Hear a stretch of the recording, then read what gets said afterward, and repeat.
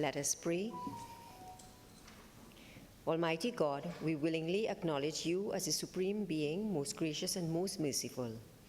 Look down, we beseech you, on us who are members of this Senate, and deign to assist us in the duties that we have to perform on behalf of our beloved country of Trinidad and Tobago.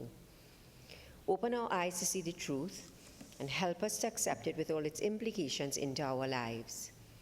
Direct us, O Lord, in our deliberations, so that setting aside private interests, unwholesome prejudices, and personal affections, we may treat all matters set before us with honesty, courage, and conviction.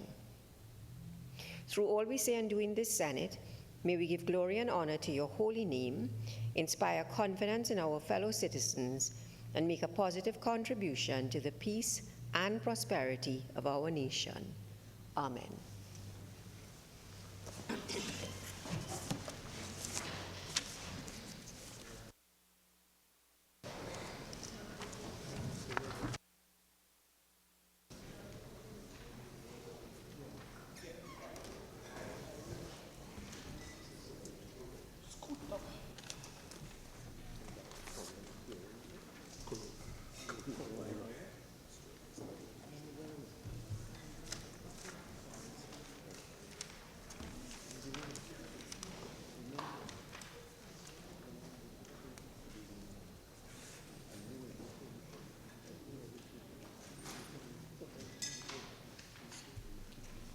Announcements by the President.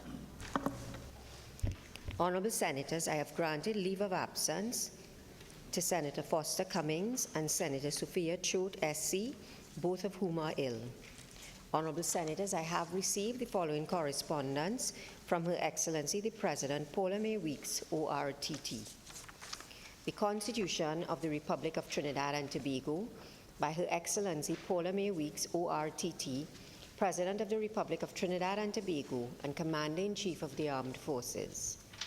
To Ms. Zola L. Phillips, whereas Senator Sophia K. Choate is incapable of performing her duties as a senator by reason of illness, now therefore I, Paula Mae Weeks, President as aforesaid, in exercise of the power vested in me by Section 44(1)(b) and Section 44(4)(c) of the Constitution of the Republic of Trinidad and Tobago, do hereby appoint you, Zola L. Phillips, to be a member of the Senate temporarily with effect from the 10th of March 2020 and continuing during the absence of Senator Sophia K. Choate by reason of illness. Given under my hand and the seal of the President of the Republic of Trinidad and Tobago at the office of the President St. Anne's this 9th day of March 2020. Honorable Senators, a senator is required to take the oath.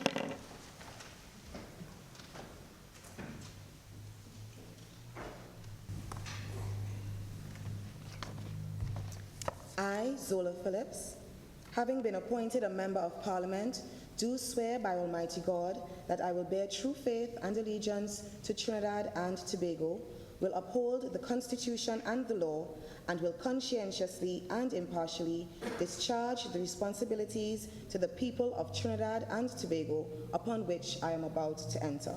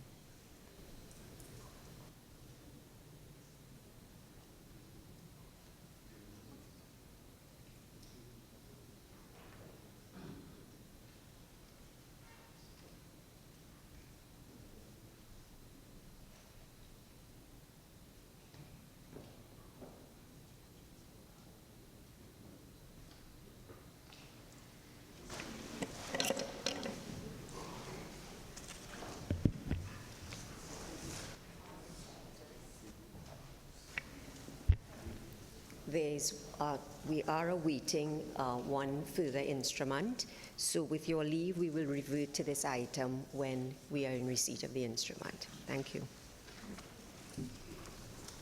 Bills brought from the House of Representatives, the Miscellaneous Provisions, Age of Retirement of Judges Interpretation and Chief Judicial Officers Bill 2019 in the name of the Attorney General.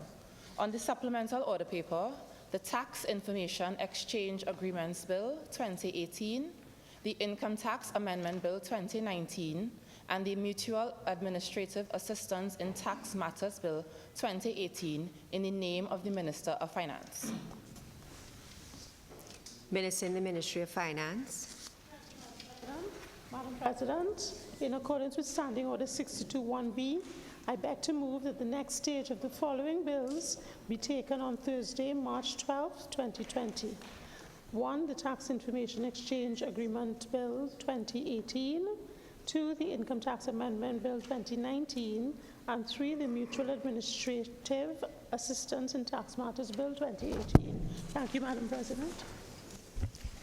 Honourable Senators, the question is that the next stage of the following bills be taken on Thursday, March 12, 2020.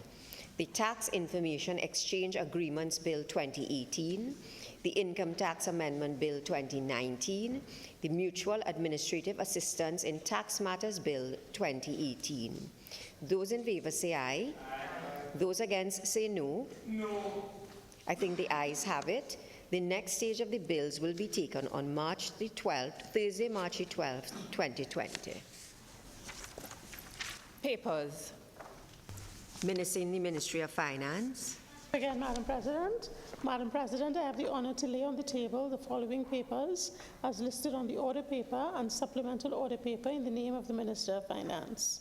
The report of the Auditor General of the Republic of Trinidad and Tobago on the financial statements of the Office of Procurement Regulation for the year ended September 30, 2019, the annual audited financial statements of National Entrepreneurship Development Company Limited, NIDCO, for the financial year ended September 30, 2017, and the annual audited financial statements of the University of Trinidad and Tobago for the financial year ended September 30, 2015. Thank you, Madam President.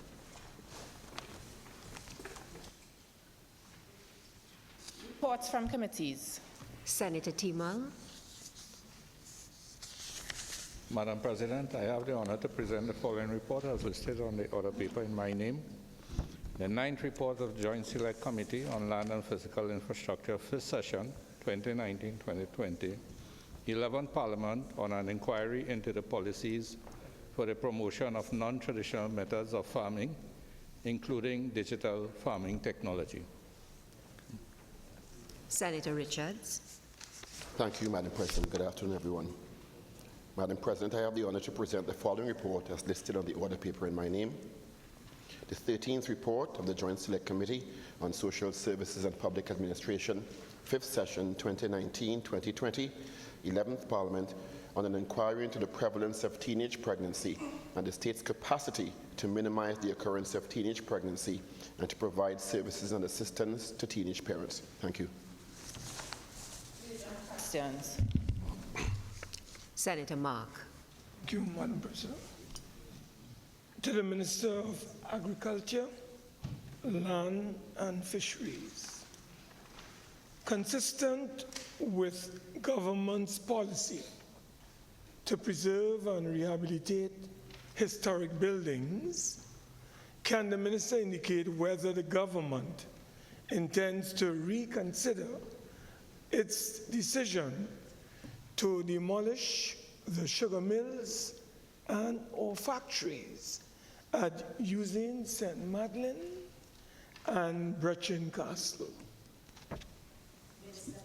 Minister of Agriculture, Land and Fisheries. Thank you very much, Madam President. Madam President, I've taken note of the newspaper stories and a petition that is circulating, and I believe a lot of this is driven by a lack of information. The first thing I would say is that the management of the former Caroni 1975 limited assets, the management is the responsibility of at least 4 ministries: the Ministry of Finance, Ministry of Rural Development and Local Government, Culture, Community Development, Culture and the Arts, and Ministry of Agriculture, insofar as the Commissioner of State Lands is involved.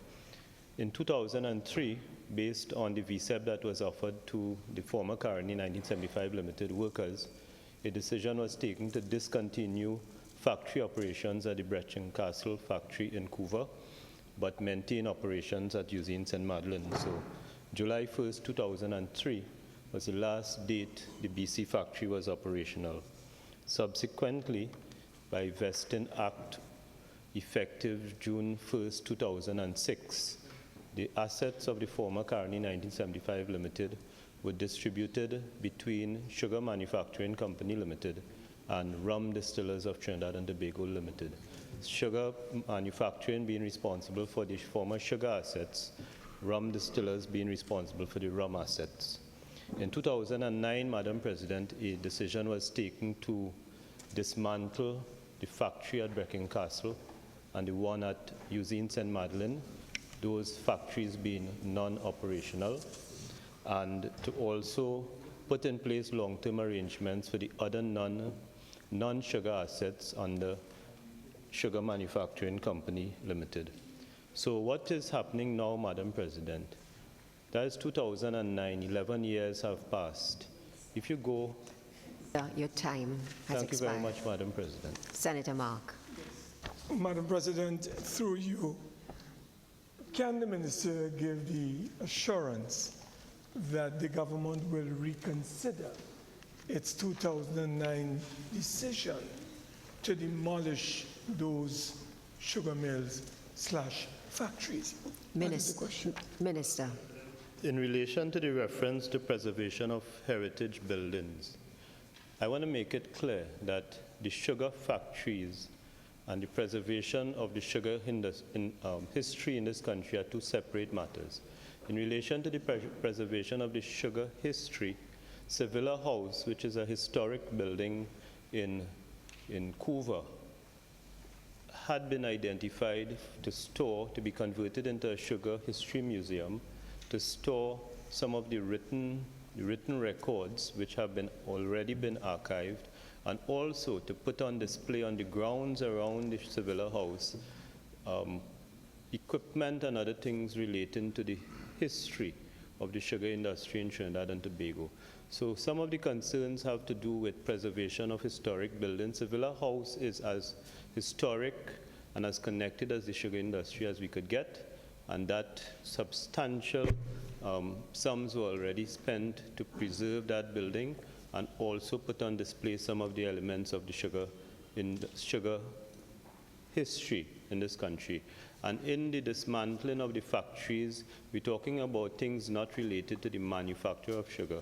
There will be items which we can put on display as part of the Sugar Museum, which is at Couva. So the factories are distinct from the Sugar Museum, which is something that is ongoing and is meant to preserve our heritage in relation to sugar manufacturing in the country.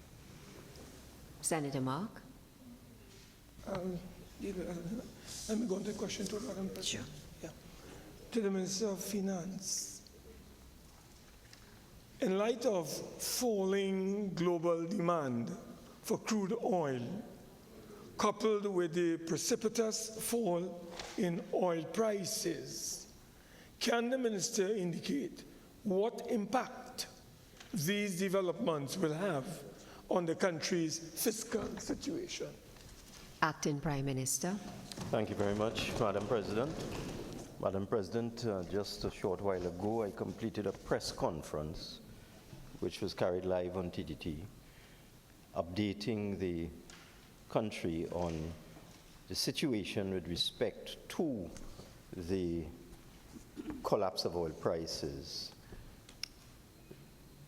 Oil prices have dropped from $62 a barrel in January, just 2 months ago, to $33 a barrel as of a few minutes ago.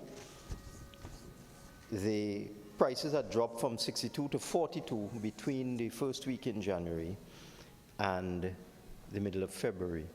So there had been a 1/3 reduction in the price of oil between January and February, there's now been a further reduction. Oil prices are now at about half the budget price of $60.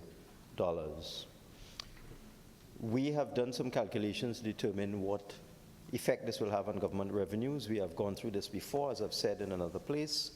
We had the same problem in 2016, 2017, where $20 billion in oil revenue was lost, and that's annual.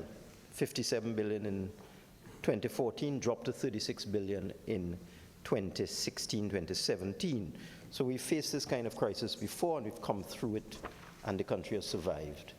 This year, based on what we are seeing, we are now estimating an average oil price for the year of $40 per barrel. Apologize, let me repeat that. We're estimating an average oil price of $40 a barrel, and wellhead gas price somewhere just below $2, $1.80. This, from our preliminary estimates, will cause a reduction in revenue of about $3.5 billion. Acting Prime Minister, right. Madam President, in light of this massive reduction in government revenues, can the minister share with this House what measures will be taken to address this $3.5 billion deficit? Acting Prime Minister. Madam President, could you confirm whether that's a supplemental or whether he's gone on to question 3? Senator Mark, if you know if your supplemental question, yeah. Next question, Senator Mark.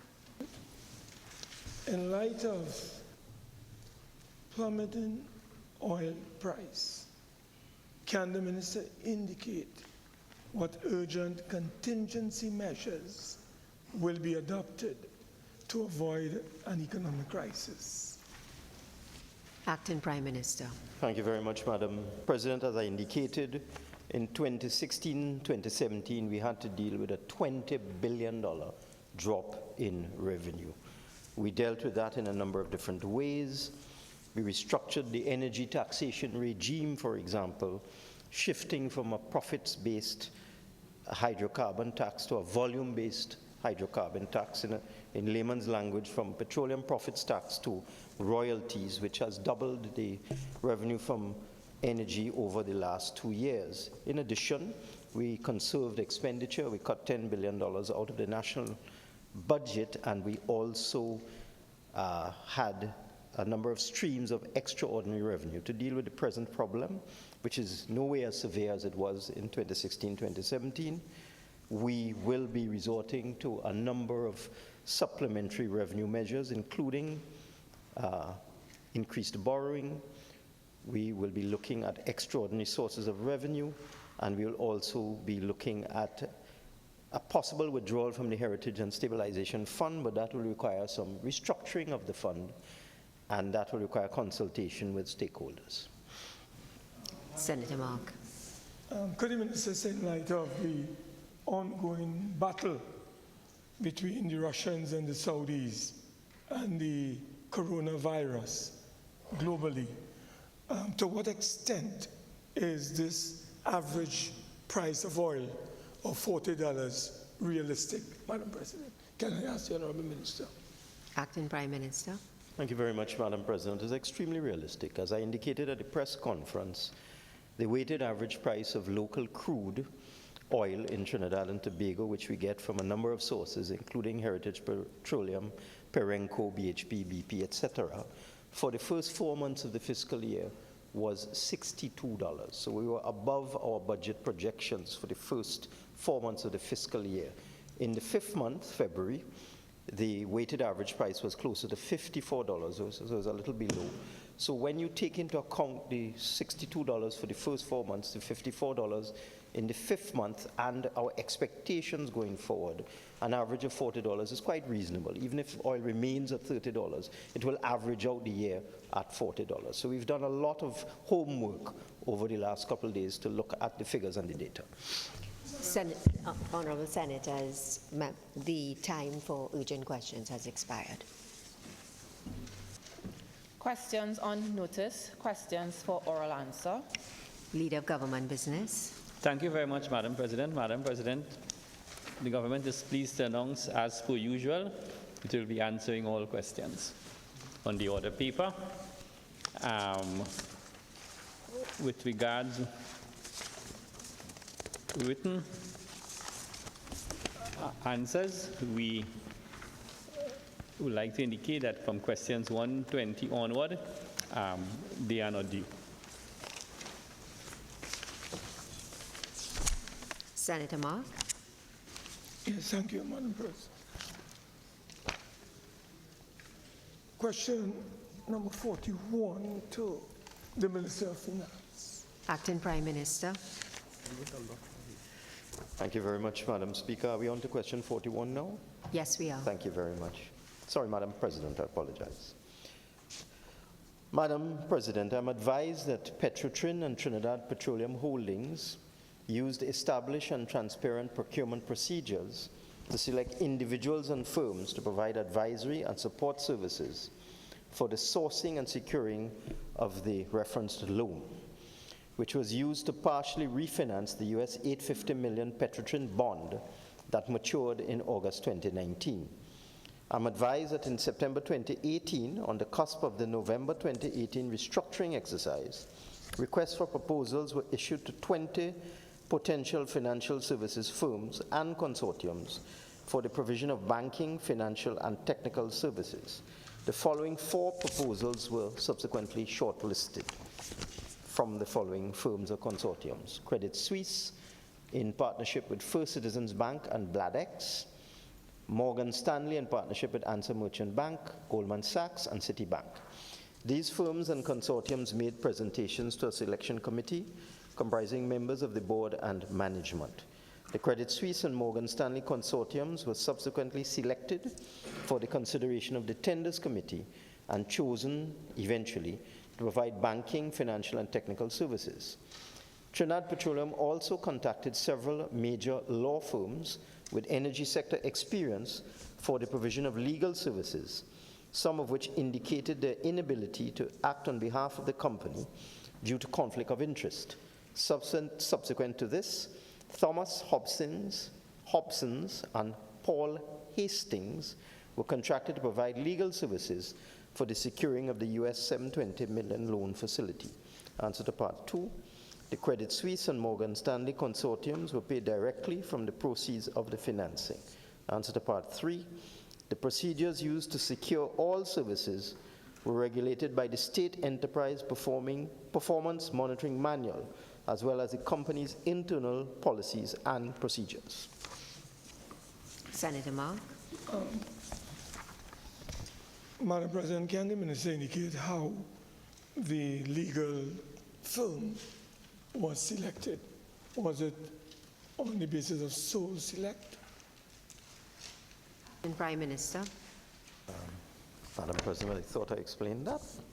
What I said is that Trinidad Petroleum contacted several major law firms with energy sector experience for the provision of these legal services. Some of the law firms indicated their inability to act on behalf of Trinidad Petroleum for the transaction due to a conflict of interest. After all of that, the firm of Thomas Hobsons and Paul Hastings was contracted to provide legal services. So it was a process of going into the market, determining the best firms in the world for this service, many of whom said we have a conflict of interest because we have provided advice or acted on behalf of associated companies, and they ended up with Thomas Hobsons and Paul Hastings, a well-respected international law firm. Senator Mark. I'll go on to the next question. Question number 42 to the Minister of Energy and Energy Industries. Minister of Energy and Energy Industries. Thank you very much, Madam President. Madam President, the commercial terms for the exploration and production of oil and gas from Heritage Petroleum's offshore fields, formerly known as Trinidad, have not yet been finalized, and the respective teams continue to meet to advance the relevant agreements. Currently, participating interests of 40% and 60% for Heritage and Shell respectively are contemplated the 2019 non-binding Memorandum of Understanding between the parties are still under consideration. The non-binding MOU includes plans for the parties to jointly acquire new technology seismic data and assess opportunities in a specified part of heritage underdeveloped offshore acreage, as well as the appraisal and redevelopment of the main field and exploration and development of new undiscovered reservoirs. Senator Mark. Can the minister indicate to this Senate when the commercial terms are expected to be formally concluded between parties, Madam President? Minister. Madam President, there's a lot of technical work still to be done. Not a lot, but significant amount. You have to firstly quantify the value of the seismic program. You have to quantify the extent of the acreage that will be covered. And more importantly, you have to quantify the risk, which is the probability of success. If you are exploring a prospect that has a low probability of success, let us say 10%, obviously the person who is investing the capital will require a higher percentage if a discovery is made. If you assess the probability of success to be 40%, well then Heritage's back-in proposal will obviously be at a higher percent. But those figures are now being crunched, and very shortly we will come to a final decision, bearing in mind that the Memorandum of Understanding that was referred to is non-binding. Senator Mark. President, can the Honorable Minister indicate how did the government go about choosing Royal Dutch Shell for this partnership with Heritage, having regard to the fact that Shell is a major player both in the gas industry and by extension crude oil production? Senator Mark, I won't allow that question. Next question. Yeah? Next question, Senator Mark. Question number 44 to the Minister of Works and Transport. Minister of Works and Transport. Thank you, Madam President.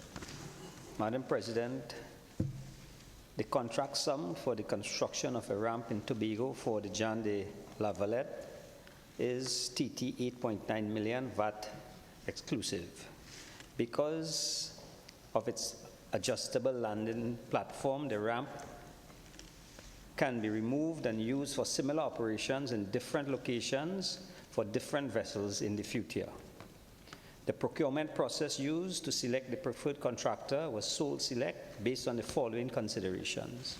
Firstly, the freeboard height of the JDLV is significantly greater than that of the TNT Spirit, and as a result, the existing shoreline ramps which are used by the TNT Spirit would not work for the JDLV.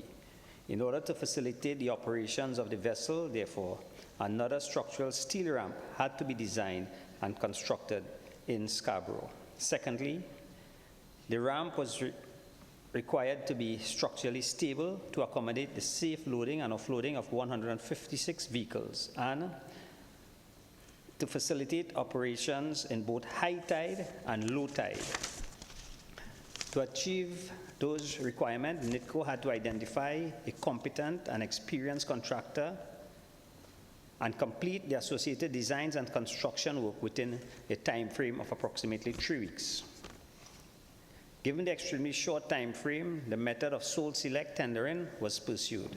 It should be noted that the sole select method is routinely used in the public sector when time is of essence.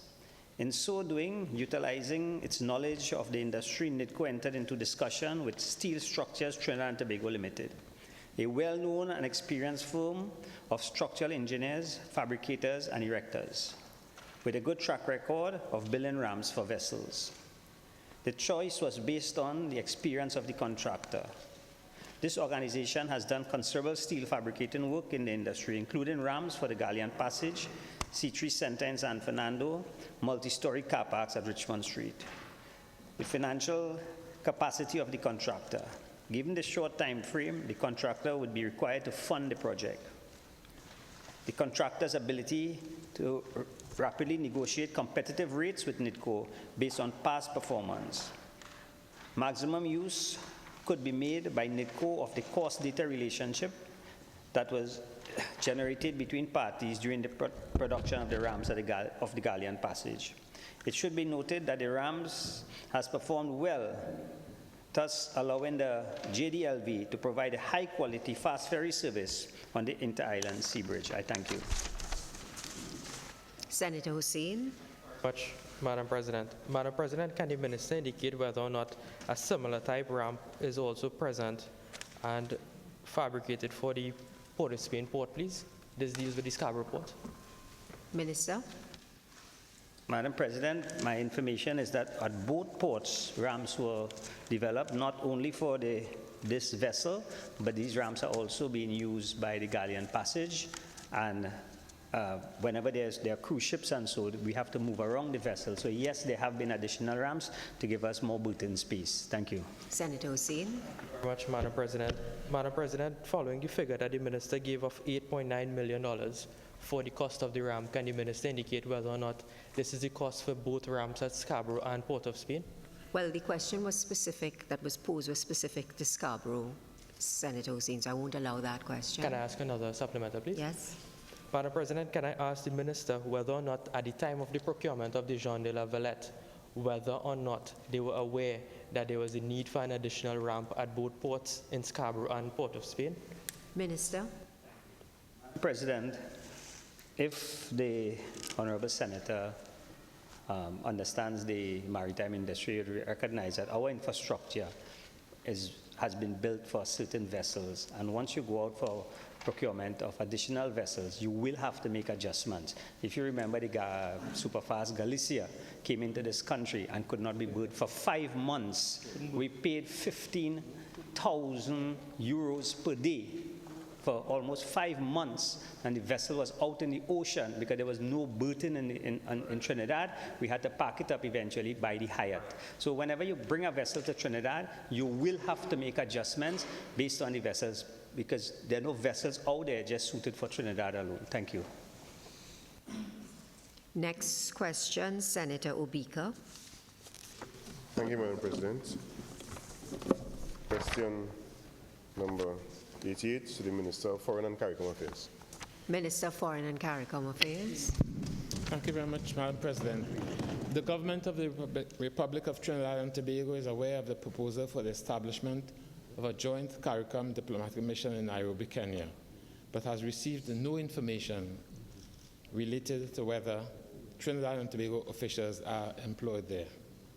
Accordingly, the response to the question is no. Thank you. Senator Obika. Thanks, Madam President. Can the Honourable Minister indicate if the government of Trinidad and Tobago has any intention to send staff to the mission in Kenya? Senator Obika, I won't allow that question. Next question. Any further supplemental? Can the Honourable Minister indicate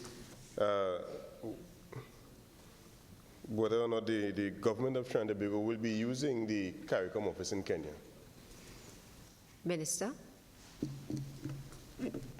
Madam President, beyond the information I've just conveyed, we are not in a position to offer any specifics as regards the nature of the representation in the facilities that I'm informed that were offered by the government of Kenya. Thank you very much. Senator Mark. I ask the Honourable Minister whether Trinidad and Tobago was consulted when this mission or diplomatic office by CARICOM was formally proposed and ultimately opened. Can you tell us if Trinidad and Tobago was consulted? Minister. Madam President, the parties directly involved in the conveyance of the offer did not include Trinidad and Tobago. Thank you very much. Senator Obika. Madam President, can your minister indicate whether or not the government of Trinidad and Tobago is intent on communicating to CARICOM to get further clarification as to the benefits, given that Trinidad and Tobago was not part of the deliberations when such an office was formed in Kenya? Senator Obika, that question does not arise. Next question, Senator Obika. Thanks, Madam President. Question number 89 to the Minister of Agriculture, Land and Fisheries.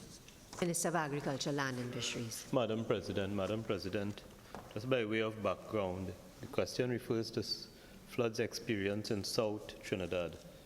The ministry operates two regional offices, Regional Office North and Regional Office South.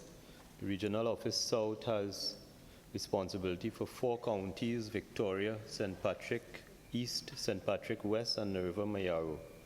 So I believe my friend's question relates to that area, Victoria, St. Patrick, and the River Mayaro.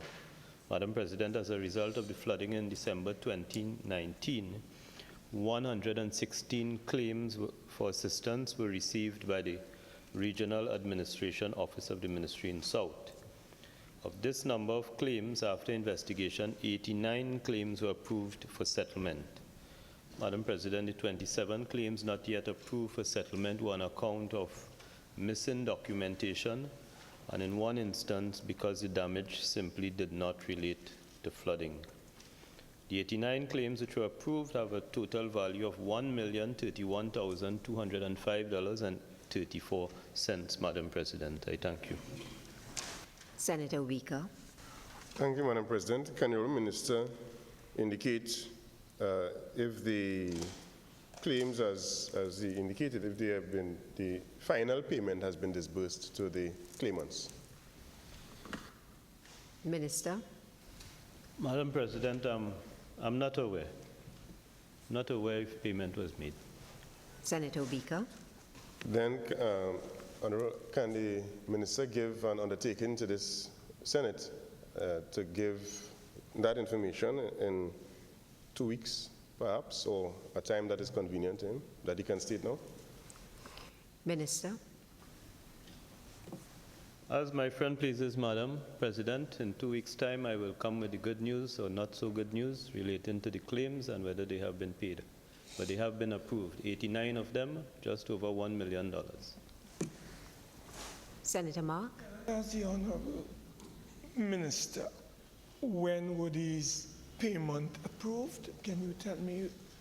Not me, the Honorable Senator, through the President. Minister. Madam President, I can say with certainty to my friend Senator Mark that the payments were approved after December 2019, after the flooding. So some time between December 2019 when the floods occurred and today, the claims were approved. That is as much as I could say. Next question, Senator Hussain. Thank you very much, Madam President. Question number 102 to the Minister of Finance. Acting Prime Minister. Thank you very much, Madam President. Madam President, the question is based on a false premise. Since the state did not provide a loan to Grandpay Paper Products Limited, as Minister of Finance, I have observed that misinformation about this alleged US $5 million loan, I was going to say imaginary, by the state to Grandpay Paper Products has been a feature of discussion on the public platforms of honorable members of the opposition over the last several years. But the claim of a state loan to this company is entirely false. Senator Hussain. President, can the Minister indicate whether or not any government guarantee was given for a loan to be acquired by this company in the sum of US $5 million? Acting Prime Minister. Yes, I can state, and no guarantee was given. Next question, Senator Hussain.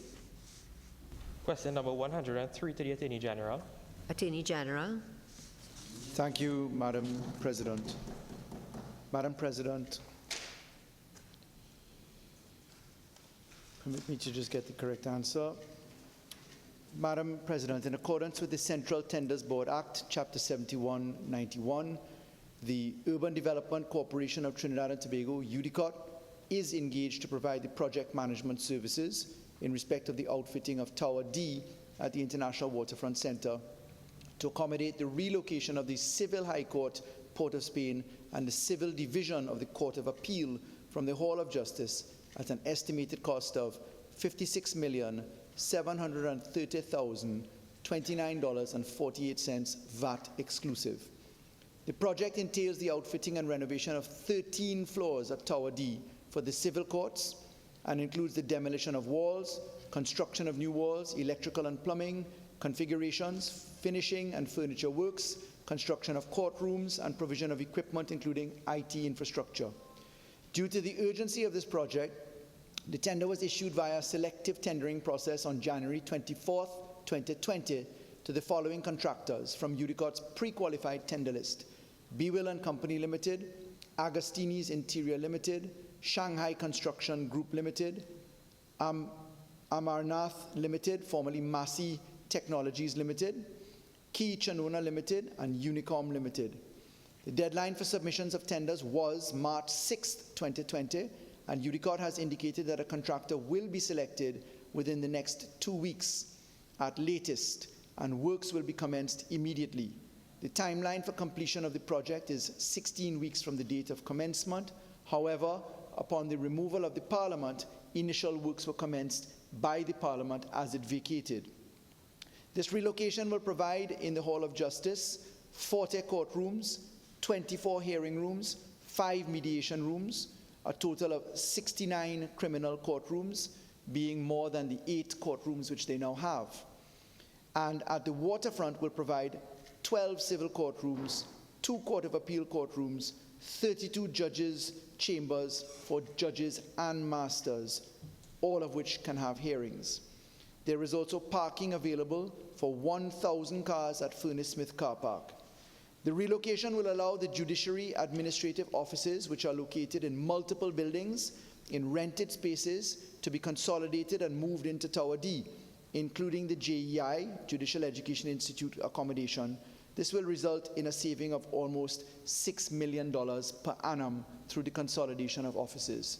This is nothing short of brilliant news, well accomplished by a caring government. Next question, Senator Hussain. Question number 104 to the Minister of Finance. Acting Prime Minister. Thank you very much, Madam President. Answer to part 1.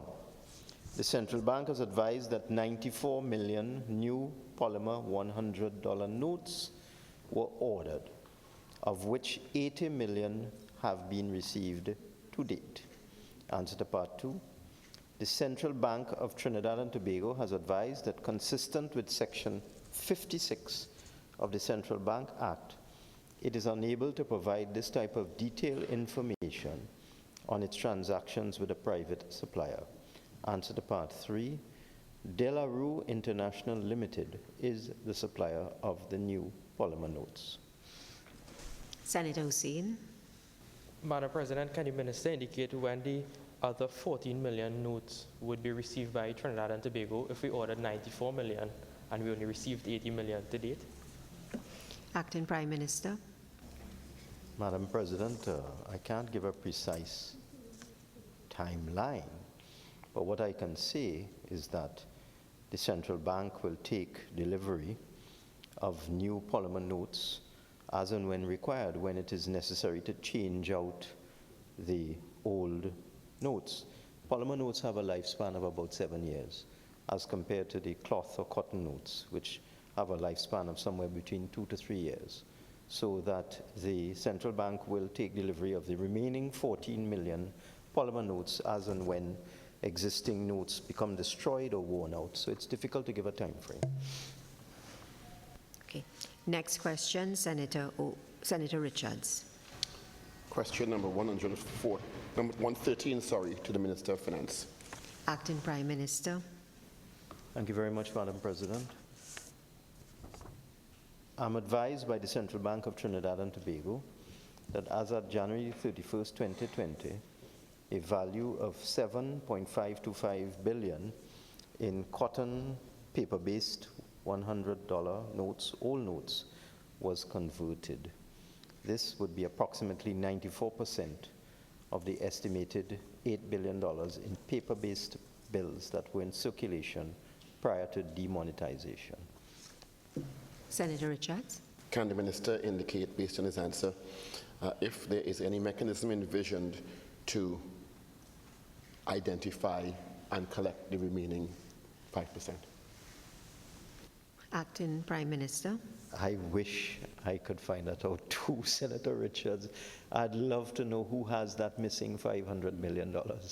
I assume that through a process of auditing in terms of banknotes that would have been sent out to the commercial banks and so on, it may be possible to discover who has that extra $500 million, but it would be very laborious. Perhaps the police, FIB, FIU may be investigating this matter as we speak. I wouldn't want to say much more. Senator Richards. Through you, Madam President, can the minister indicate if there's information that he has available, if that quantum is reposed in or out of Trinidad and Tobago? Acting Prime Minister. Madam President, Trinidad and Tobago currency has no value outside of Trinidad and Tobago. So if somebody shipped it out, I don't know why they would do that. So I would have to assume that some may be somewhere in Trinidad and Tobago. I would not take bait from my friends around me to say that it's buried under somebody's house. Please stop. But I do not know. But I think most of it will be here. Yeah. Senator Obika, next question. Thanks, Madam President. Question number 114 to the Minister of Health. Minister of Health. Thank you very much, Madam President. The COVID-19 virus cannot survive for more than 3 days on an inanimate object. The transit times from China to Trinidad and Tobago for both air and sea freight exceed 3 days.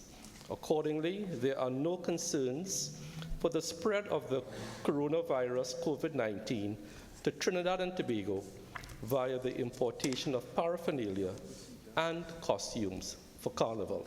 Thank you very much. Okay. Last. Requests for leave to move the adjournment of the Senate on definite matters of urgent public importance. Senator Hussain. Thank you very much, Madam President. Madam President, in accordance with Standing Order 16, I hereby seek your leave to move the adjournment of the Senate for the purpose of discussing a definite matter of urgent public importance. That is, the short and medium-term plan which the government has put in place to cushion the effects of the plummeting oil and gas prices internationally. The matter is definite because it pertains specifically to an ongoing international crisis where oil and gas prices have been on a sharp decline and the oil price has declined by over 30%. The matter is urgent because with the continuous plummeting of the oil and gas prices, the revenue stream of Trinidad and Tobago will begin a precipitous decline. The matter is of public importance as it affects every citizen of Trinidad and Tobago. The importance of the matter is further emphasized by the fact that Trinidad and Tobago is largely dependent on oil and gas. Thank you very much, Madam President. Honourable Senators, I have considered the motion as presented and I am not satisfied that it qualifies under this standing order. I wish to point out, however, that urgent questions on this issue were allowed.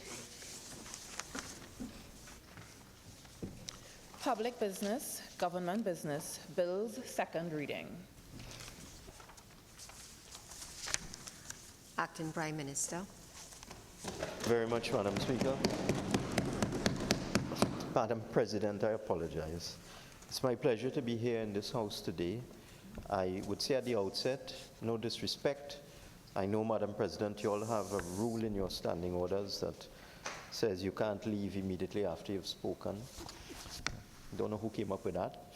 But fortunately, I have to go to the airport to meet the substantive Prime Minister on his return later this afternoon. So I'm going to introduce the bill and then I'm going to leave the very able Minister in the Ministry of Finance, Senator the Honorable Anderson West, to be in charge and control of the bill, ably supported by the Attorney General, to complete the debate on this bill. So I just want to say that out front, so lest I be accused of disrespect. Madam President, this bill has a bit of a history. Prior to this bill being tabled in the Senate, there was a Joint Select Committee in the other place. Well, it was established in the other place together with members of this Senate.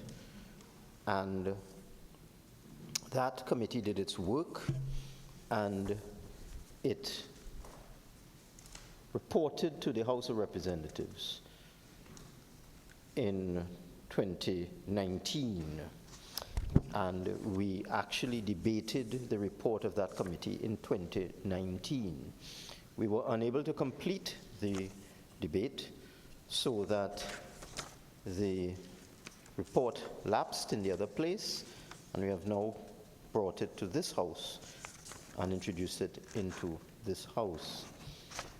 The members of that Joint Select Committee from this place were Ms. Amrita Deonarain, Mr. Dirup Timal, senators, both senators, and I'm looking for, and Mr. Barry Padarat from the other place, and Mr. Wade Mark, Senator Wade Mark from this place.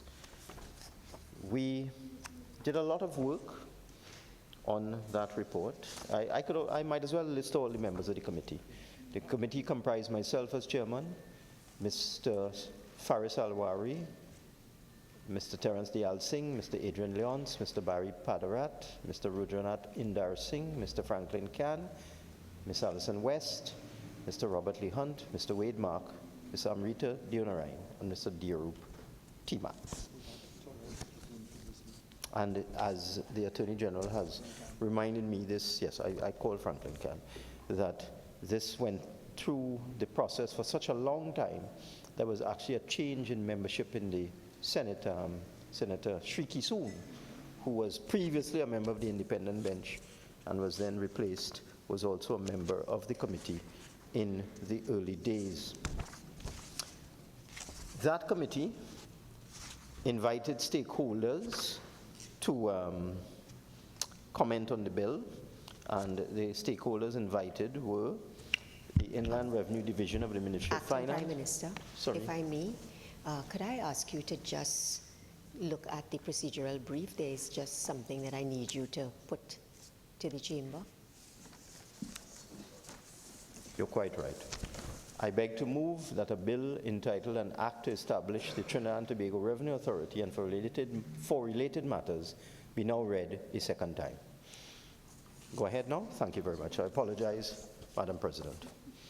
So as I was saying, that committee did a lot of work, invited invitations from stakeholders, including the Inland Revenue Division, Ministry of Finance, Customs and Excise Division, Ministry of Finance, Central Bank of Trinidad and Tobago, the Personnel Department, the Public Services Association, the Public Service Commission, the Financial Intelligence Unit of Trinidad and Tobago, the Customs Clerks and Customs Brokers Association, the Institute of Chartered Accountants, the University of the West Indies, Social Sciences Faculty, Department of Management Studies, the Trinidad and Tobago Manufacturing Association, all chambers of commerce in Trinidad and Tobago, the National Union of Government and Federated Workers, the National Trade Union Center, the Federation of Independent Trade Unions and NGOs, the Law Association of Trinidad and Tobago, and the Tobago House of Assembly. We received written submissions from Inland Revenue, Customs and Excise, Central Bank, Financial Intelligence Unit, Customs Clerks and Customs Brokers, Institute of Chartered Accountants, NUGFW, Service Commission, Department, American Chamber of Commerce, Coover Point Lisas Chamber of Commerce, the Energy Chamber, Tobago House of Assembly, UWI, the joint trade union movement. We also had 12 submissions from members of the public. We met with all stakeholders and did a complete review of all submissions and examination of statements made, questions posed, answers given at various sittings of that Joint Select Committee. We went through the bill clause by clause. The bill before us, it's not a very lengthy bill as bills go. I mean, I've seen bills in this place 275 pages long. So this is a bill that has 42 clauses, and we went through every single clause and made appropriate amendments based on fulsome discussion among ourselves as members of the committee and together with stakeholders, members of the public, persons who had made submissions. We looked at written submissions and so on. So, as I did not say before, I beg that this bill be now read a second time. The bill is the instrument that will merge the functions of two revenue collection agencies, the Customs and Excise Division, the Inland Revenue Division, into an efficient and effective revenue administration that is robust and flexible to adapt to changes in national and international environments. And it couldn't come at a better time. We had some discussion today outside of this Senate and inside the Senate on what we as a country should do to deal with the revenue shortfall that will come as a result of the collapse of oil prices resulting from the COVID-19 epidemic and the associated problems, which will include disruptions to supply chains. It has already damaged world stock markets and damaged demand for commodity products worldwide and so on, especially in the economies that were the major consumers of energy, such as China. So that we in Trinidad and Tobago must, what has happened over the last week, underscores the reason why it is now imperative that we as a country move to a much more efficient system of revenue collection. I'll give you an example. Just a week ago, we were faced with a problem where some representatives of the business community were complaining about what they described as new procedures for the importation of commercial supplies. The procedures were not really new at all. What had happened is that for several years, shipments of commercial supplies, not for personal use, not for individual use, but for trade, retail, distribution, and so on, were coming in without customs entries. And that resulted from some confusion that emanated from a statement made in the 2011 budget speech by one of my predecessors, the Honorable Winston Dukaran, who had indicated that he was raising the limit on the value of shipments that did not require a customs entry. Our research tells us that what he probably meant was that he was raising the threshold on shipments that don't require a declaration. There's actually a difference between an entry and a declaration. The entry tells you the country of origin, the name of the supplier, the nature of the goods, the value of the goods, and all the necessary information that you need with a computerized system, the Asecuda system, so that if you need to do a check or you need to inspect a shipment in greater detail, you can go immediately to the computer and determine who the consignee was, who imported the goods, where the goods came from, and so on. For some reason, from 2011 onwards, commercial shipments valued at less than 20,000 were coming in without a customs entry. So they were not entered into the computer system. So it made it virtually impossible for customs to determine critical information about the nature of the importers, the goods themselves. And there has been, we are told, quite a lot of revenue leakage. So that what customs did from about 2 years ago was to start to enforce the law, which is the requirement for customs entry, because the law was never changed to remove the requirement for customs entry. A practice just developed, and it really was not a good idea at all. The de minimis value in Canada, for example, for a shipment is 20 Canadian. Once you cross 20 Canadian, you have to enter the formal system of customs information.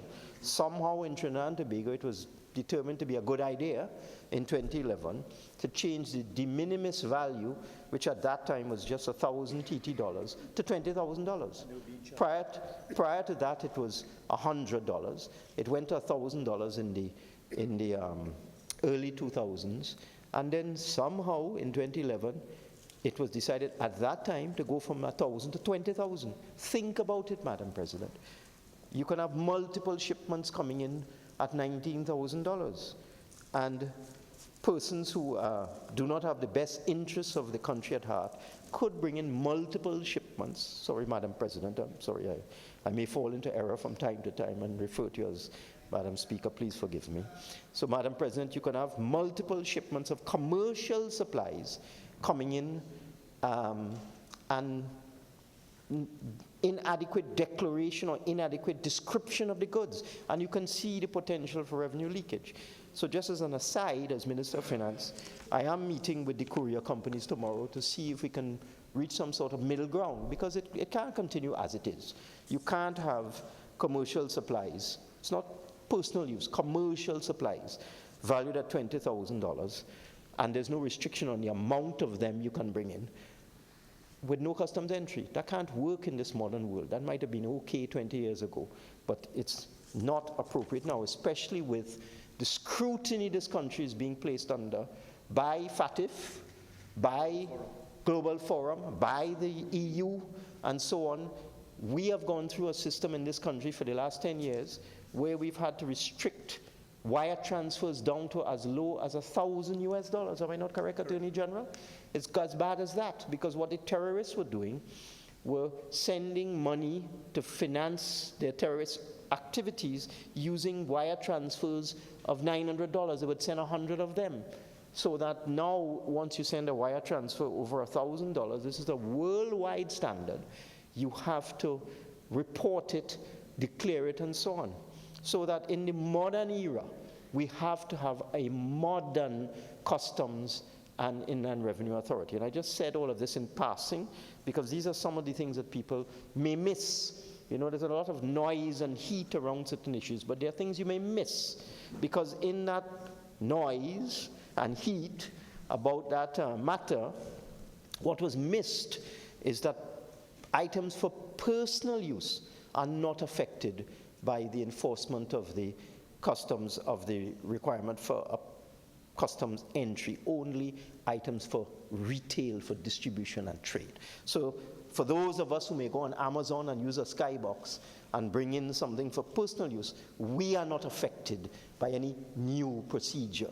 And that was the fear that was put into people, that they can no longer go and do their shopping online. They will now be subjected to customs brokerage fees, and I heard all sorts of numbers being bandied about. You bring in an item for $100, and then you have to go and pay a broker $1,000. So the item now goes from $100 to $1,100. None of that is true, Madam Speaker. This is only a situation dealing with commercial supplies. It doesn't affect the person who buys the computer or whatever personal item you might buy on Amazon, and it comes through a courier. There's no effect, there's no change whatsoever. But the fact that in Trinidad and Tobago, in the year 2020, we have commercial shipments valued at less than $20,000 coming in without a customs entry, it underscores the need for modernization of the system. Now, this is not new. Revenue administration reform goes back at least 20 years. There have been a number of attempts to look at our tax administration system. And despite all of these attempts over the last 20 years by different governments, PNM governments, UNC governments, we still have an unreasonably high incidence of corrupt practices, poor customer relations in terms of the interface of the public and the revenue agencies, anti-business rules and regulations, because we have to look at it both sides. We have to look at the ease of doing business, and we have to look at revenue collection. We can't stick hard and fast to either side. It can't be all an open door, everybody just walk through without checking anything. And on the other hand, you can't have a closed door where businesses and individuals are trying to do business and they can't get in because the door is shut in their face. So we have to find some sort of middle ground. So in addition to poor customer relations, we also have anti-business rules and practices, deficient human resource management, inadequate management capability, inadequate training, inadequate information exchange between the various agencies and other agencies, lack of control over and accountability for budgetary allocations, inadequate employee compensation packages, inadequate staff development, inefficient systems for internal investigation and enforcement. The question is, why do these things still persist after 20 years and multiple efforts by successive governments? And may I ask now, Madam President, how much more time do I have? You finish at 4 minutes past 3.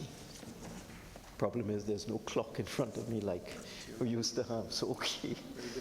All right. So I have about half an hour. Thank you. Thank you, Madam President. So why do these problems still persist after 20 years and multiple governments? Why? The reason is that previous reform and improvement efforts realized only limited success. I would say very limited success because of the bureaucracy of the public service. And that leads me to a question. I saw the Honorable Minister in the Ministry of Finance give a broad-based, wide-ranging interview in the weekend newspapers, and you know, as night follows day, the newspapers accommodate and then they come at you with an editorial. And I saw an editorial follow the next day asking the Honorable Minister to deal with the objections of the opposition, one of which is the theory, which I would say is a complete fallacy, that we can reform the existing revenue system within the existing public service arrangement. That is just pie in the sky. And successive governments have tried to do that for the last 20 years. I dare say for the last 40 years, successive governments have tried to reform the customs and the inland revenue departments within the existing public service system. And it hasn't worked. It has failed. And you know, if I could use a cliche, Einstein says that the definition of insanity is doing the same thing over and over and expecting a different result. So it just makes absolutely no sense. And other governments, including governments formed by honorable members of the opposition, their party, have recognized this. For example, the Civil Aviation Authority. That was a continuing effort of 2 governments, UNCPNM. TT Post was formed by the UNC. They understood then that you had to move away from the Civil Aviation Division in the Ministry of Transport and move towards an independent Civil Aviation Authority. And there were reasons for it, because the world had changed and the Civil Aviation Department in the country had to be able to react quickly to new regulations that were being issued on a 6-monthly basis by the international civil aviation authorities and so on. And the Civil Aviation Division of the Ministry of Transport simply could not cope with the certification requirements, could not cope with the multitude of technical regulations that were emanating from the international authorities. And if we had not moved from a Civil Aviation Division to a Civil Aviation Authority, our airports would have been deemed to be substandard, we'd have been downgraded. In fact, we were downgraded under a UNC administration. And it was in fact my privilege and honor when I was made Minister of Works and Transport in 2005 to complete the work of my predecessor, who is now the Minister of Energy, and bring us from Category 2, which we had been placed in by the other side, into a Category 1 status with the Federal Aviation Administration of the United States. But we could not have done that unless we converted the Civil Aviation Division the bureaucratic civil aviation division into an independent, modern, cutting-edge civil aviation authority. And that was the work of two administrations. And it is no different with the Trinidad and Tobago Revenue Authority. Because of inefficient public service arrangements, both customs and excise and inland revenue are severely understaffed. There are hundreds of vacancies in the Board of Inland Revenue and hundreds of vacancies in the Customs Division.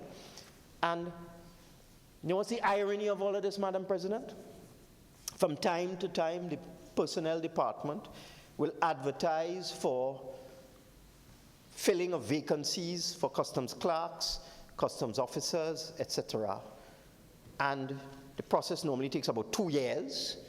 And members of the opposition will come and ask me to assist them to get somebody to get inside into the queue to become a customs officer of one type or another. So they recognize that there's a problem. They recognize it takes years to fill all of these vacancies in these critical departments. And under their administration, they couldn't fill the vacancies. They couldn't fill the hundreds of vacancies in customs and inland revenue. The government before that couldn't do it, and this government can't do it because of the way our constitution is structured, that the Service Commission is an independent body, and we can't tell it what to do. We could only ask, we could only urge, we could only cajole, we could only beg, but we can't tell them what to do. So that you have these situations where for years, I as Minister of Finance have budgeted for the filling of vacancies in customs and inland revenue. Every year, millions of dollars are put into the annual appropriation for the filling of vacancies in these two critical revenue departments. We can't fill them because it's not up to us. It is up to the personnel department, which moves at its own speed. So at this time, we have vacancies as much as 50% in critical areas of customs and inland revenue. All of the studies have identified the inflexibility of the public service as the major hindrance to revenue administration reform in Trinidad and Tobago and in other countries. Hence the trend by other countries, including in the region, Jamaica, Barbados, Guyana, to move their revenue administrations from within the public service towards semi-autonomous revenue authorities. There's nothing new about this. According to the Organization of Economic Cooperation and Development, OECD, which comprises more than 60 countries, according to the OECD, more than 60 countries worldwide have gone the way of the revenue authority model that we are trying to do. This gives us a degree of legal and financial autonomy, allows the authority to manage its own operations, including recruitment, retention, and remuneration of staff. It allows the organization to respond effectively and in a timely manner. So let's go now to what we know. Let's talk about the VAT tax gap. So the question is, why do we want to do this? Why can't we use the existing system? Well, I've explained that. And as I said, for 20 years, possibly 30, successive governments have tried to reform customs and inland revenue and have found it virtually impossible within the existing public service arrangements. In 2019, a VAT tax gap study was conducted by the Fiscal Affairs Department of the International Monetary Fund. The IMF found that gaps in both policy and compliance contributed to Trinidad and Tobago's VAT tax gap, estimated at 5% of GDP, which is about $8 billion. Now, the VAT gap has two components. A policy component, so in Trinidad and Tobago we have a number of items that are exempt from VAT, basic foodstuffs and so on. So as a policy, this government and governments before it, going all the way back to 1990, have made a decision not to collect VAT on a number of items. So when the Fiscal Affairs Department looked at our VAT administration, they said, look, there's 5% of GDP that you are not collecting. Half of that is attributed to policy, and we understand your policy.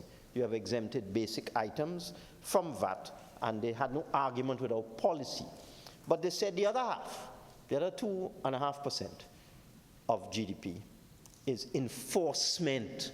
So you're looking at $4 billion in GDP, well, $4 billion in total, 2.5% of GDP, that is not being collected because of problems with enforcement. And why do you have problems with enforcement? Understaffing, archaic systems, restrictive regulations. It's just impossible for our VAT office to function in an efficient and modern manner because of the strictures imposed upon it by the public service. Now, can you imagine if we had that extra $4 billion? That's just VAT alone I'm talking about, you know.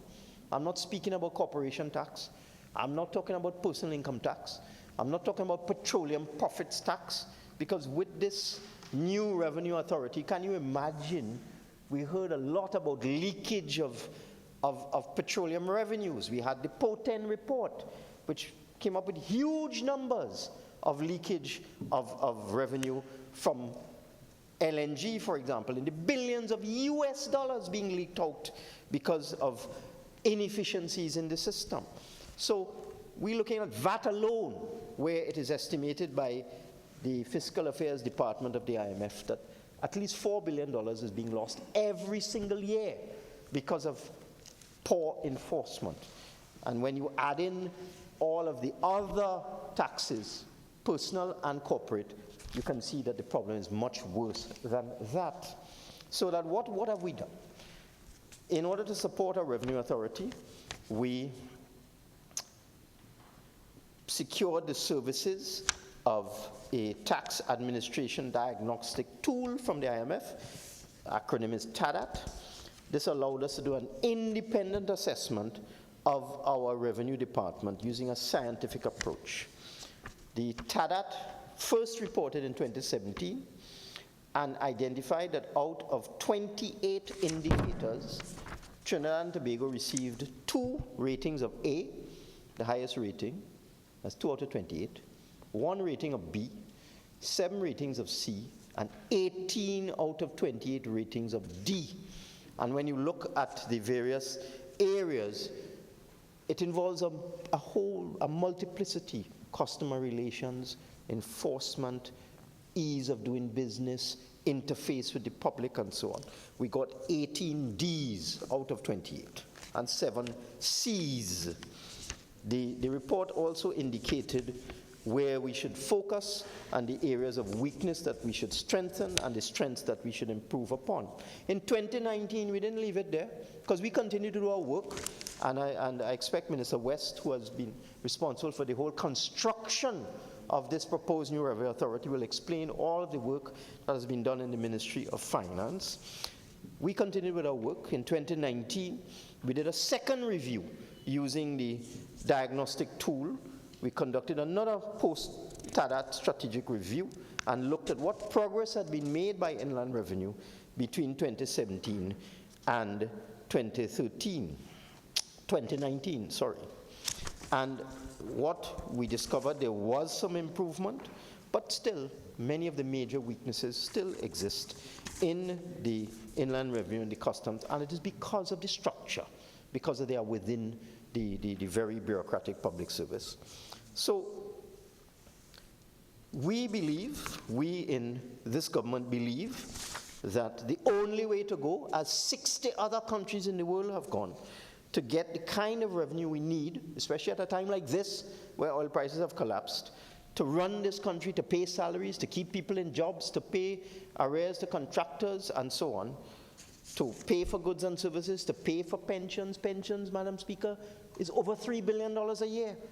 Senior citizens' pensions alone, $3.5 billion a year. To pay for all of that, we believe we must bite the bullet now and establish a revenue authority. We do not accept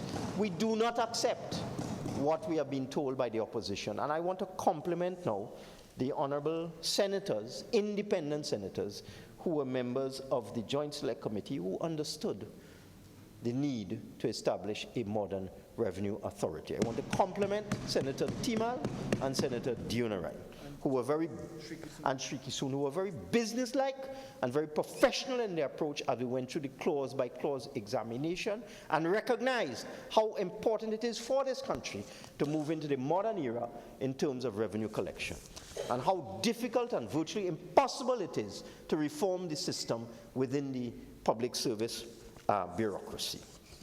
So going to the bill now, Madam Speaker. The bill at clauses 5 and 6 establishes the TTRA as a body corporate. The first 4 clauses are just standard things like act binds a stake in state consistent with the Constitution, etc. The meat of the bill starts at clause 5. So clause 5 and 6 establish the authority as a body corporate and identify its functions: assessment and collection of taxes, administration of revenue laws, enforcement of revenue laws, etc.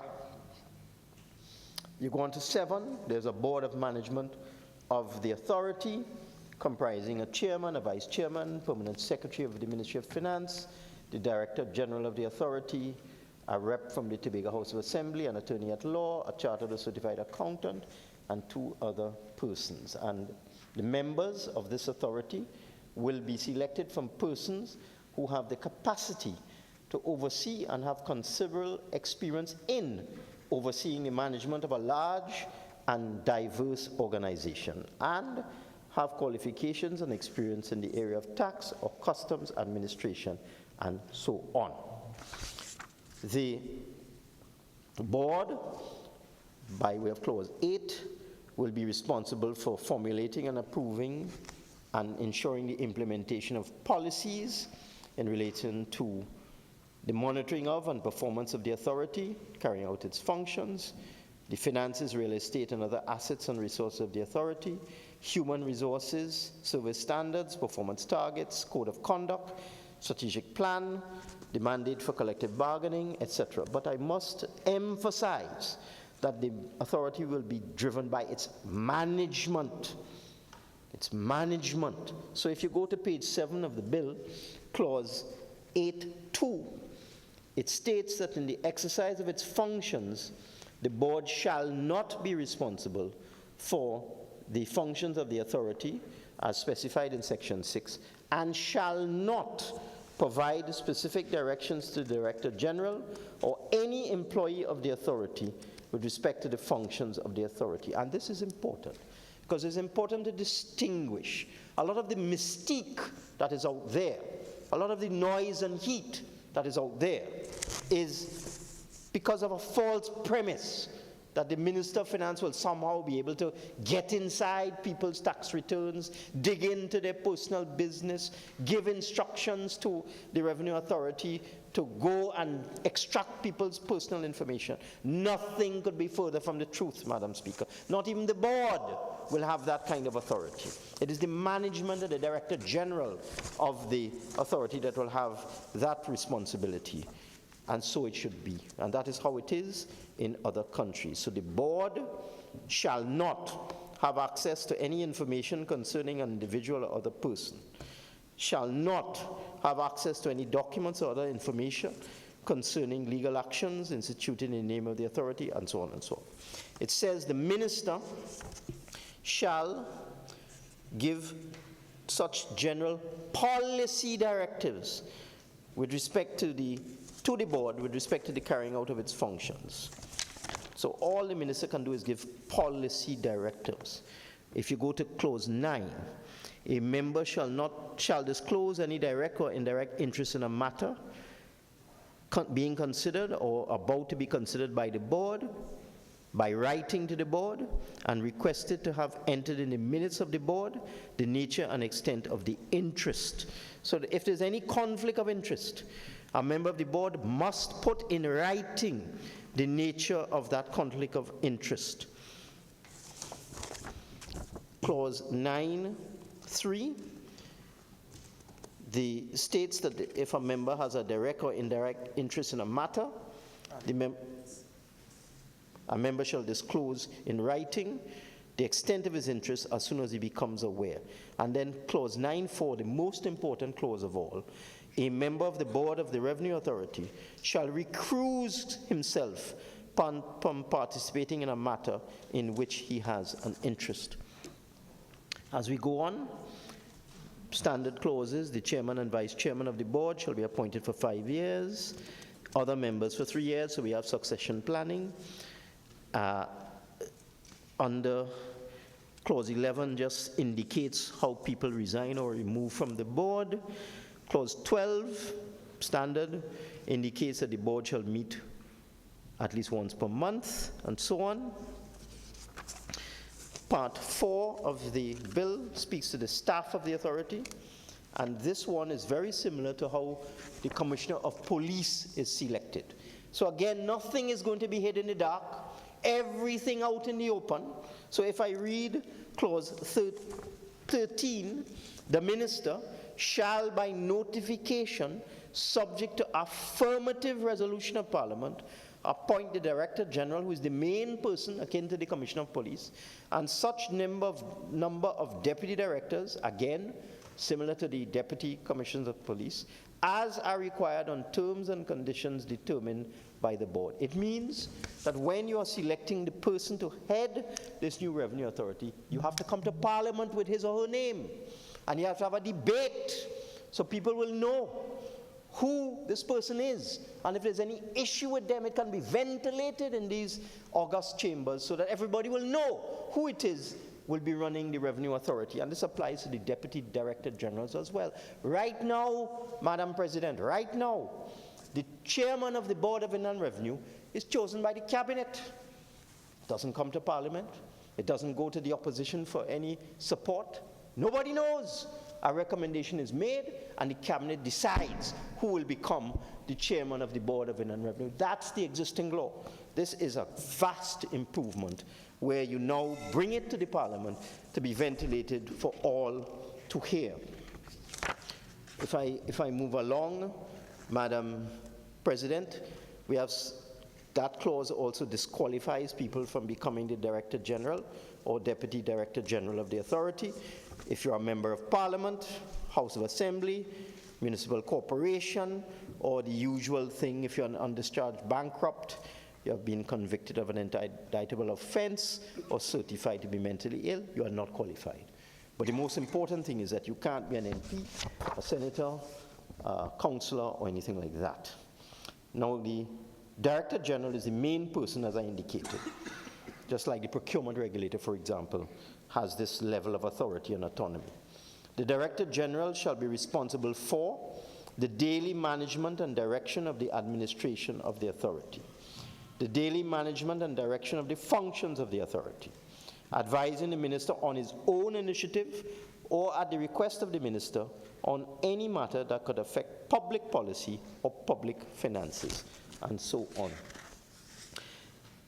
The Director General standard clause may resign, or again, if we want to remove the Director General because of misconduct, you come to Parliament and you have to do a notification, you have to debate it, and Parliament has to agree that the Director General be removed. This is a completely superior solution to what we have now, where, as I said, the chairman of the Board of Inland Revenue, selected by Cabinet and removed by the Public Service Commission, behind closed doors, Madam President.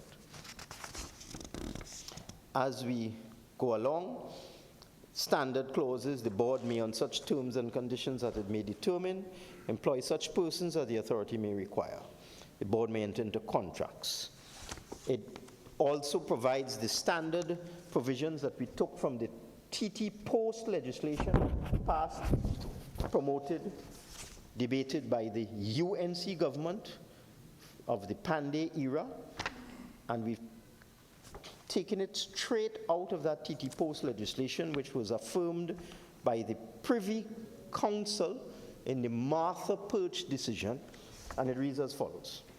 This section applies to an officer who on the date of coming into force of this act holds a permanent appointment, holds a temporary appointment, has served for 2 years, an office in the public service on the establishment of the Inland Revenue Division or Customs and Excise Division, A person to whom this section applies may, within 3 months of the coming into force of this act, or such extended period as the minister may by order, subject to negative resolution of Parliament, allow Acting exercise. Prime Minister, you have 5 more minutes. Yes, I'm aware. Thank you very much. I looked at the clock. Thank you very much, Madam President.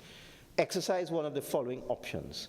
Voluntarily retire from the public service on terms and conditions agreed between him and his appropriate association and the CPO. That's option 1. 2, transfer to the authority with the approval of the appropriate service commission on terms no less favorable than those enjoyed by him in the public service. Or C3, remain in the public service provided that an office commensurate with the office held by him in the public service prior to the date of coming into force of this act is available. Lifted straight out of the TT Post legislation, which I said was affirmed by the Privy Council. As we move along, the pension benefits of the person is preserved and protected in clauses 19 and 20. It goes on to 21. The standard clause in 22 that the board is required to establish a pension fund.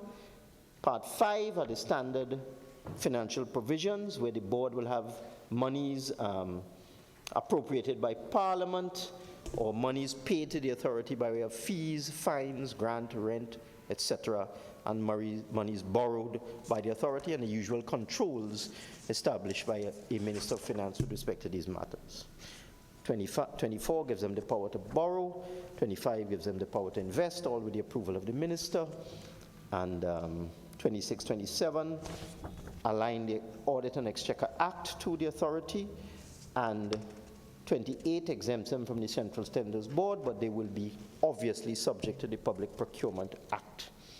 And the other clauses quite standard. They are required to prepare strategic plans, keep books, and their accounts will be audited by the Auditor General. And as we go towards the end, we deal with actions made in good faith, breaches of confidentiality, and so on. So, Madam President, the fact of the matter is, this revenue authority is desperately needed in Trinidad and Tobago. Right.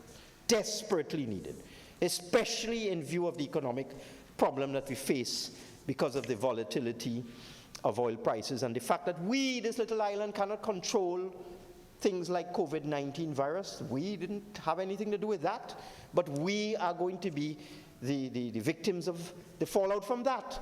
And therefore, we need to maximize our own internal ability to collect revenue.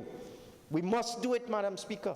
If we continue with the old mantra, there's nothing wrong with the system, just tweak it, just fix it, use the public, that can't work, Madam President. It can't work. That is just talk.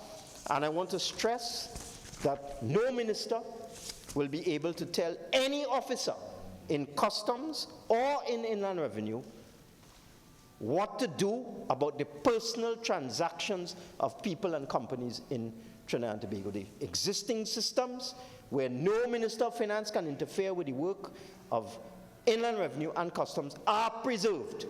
No minister will be able to seek information and get into the personal affairs of any person in this country. So with those few words, Madam President, I beg to move and I commend this bill to the Senate. Thank you very much. Honourable Senators, I shall now propose the question for debate. The question is that a bill entitled An Act to Establish the Trinidad and Tobago Revenue Authority and for Related Matters be now read a second time. Senator Mark. Senator Mark, with your leave, I just want to go. Honourable Senators, as I indicated earlier, I'd like now, with your leave, to revert to an earlier item on the order paper. Item 3. To Mr. Harvey Boris, whereas Senator Foster Cummings is incapable of performing his duties as a senator by reason of illness.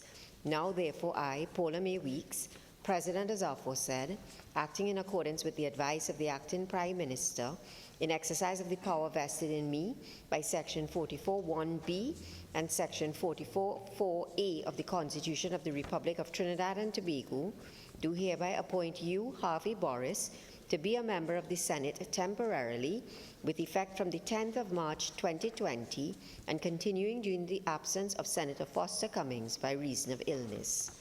Given under my hand and the seal of the President of the Republic of Trinidad and Tobago at the Office of the President St. Anne's this 10th day of March 2020. Honorable Senators, a senator is required to take the oath.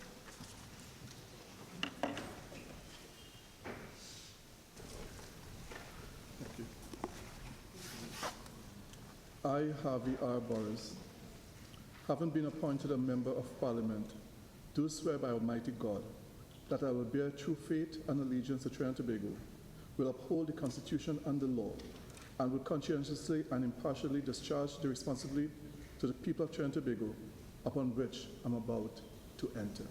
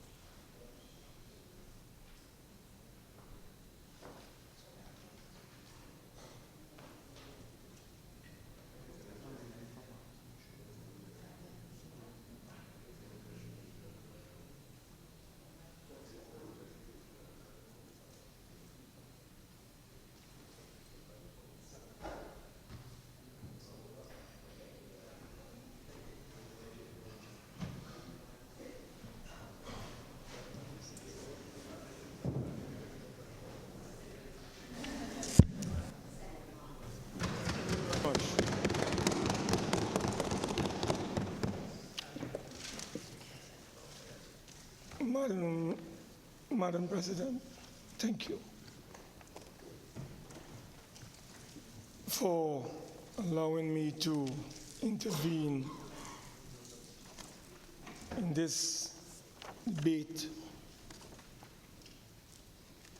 on a bill entitled the Trinidad and Tobago Revenue Authority Bill 2019. As the Honorable Minister of Finance indicated in his contribution, this bill, Madam President, was the subject of a joint select committee, of which I was a member. Let me say from the outset that we in the United National Congress, the alternative government, the party that will form the next government, we are very, very clear. Madam President, there's a fundamental policy difference between the PNM and the UNC on this matter of the Trinidad and Tobago Revenue Authority. So there must be no ambiguity or equivocation on this question.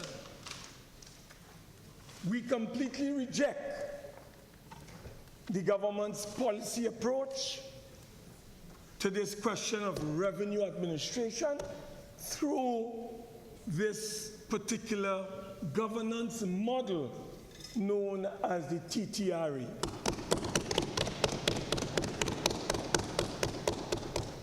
But Madam President, before I get into the meat of my contribution, let me say from the outset that the government's strategy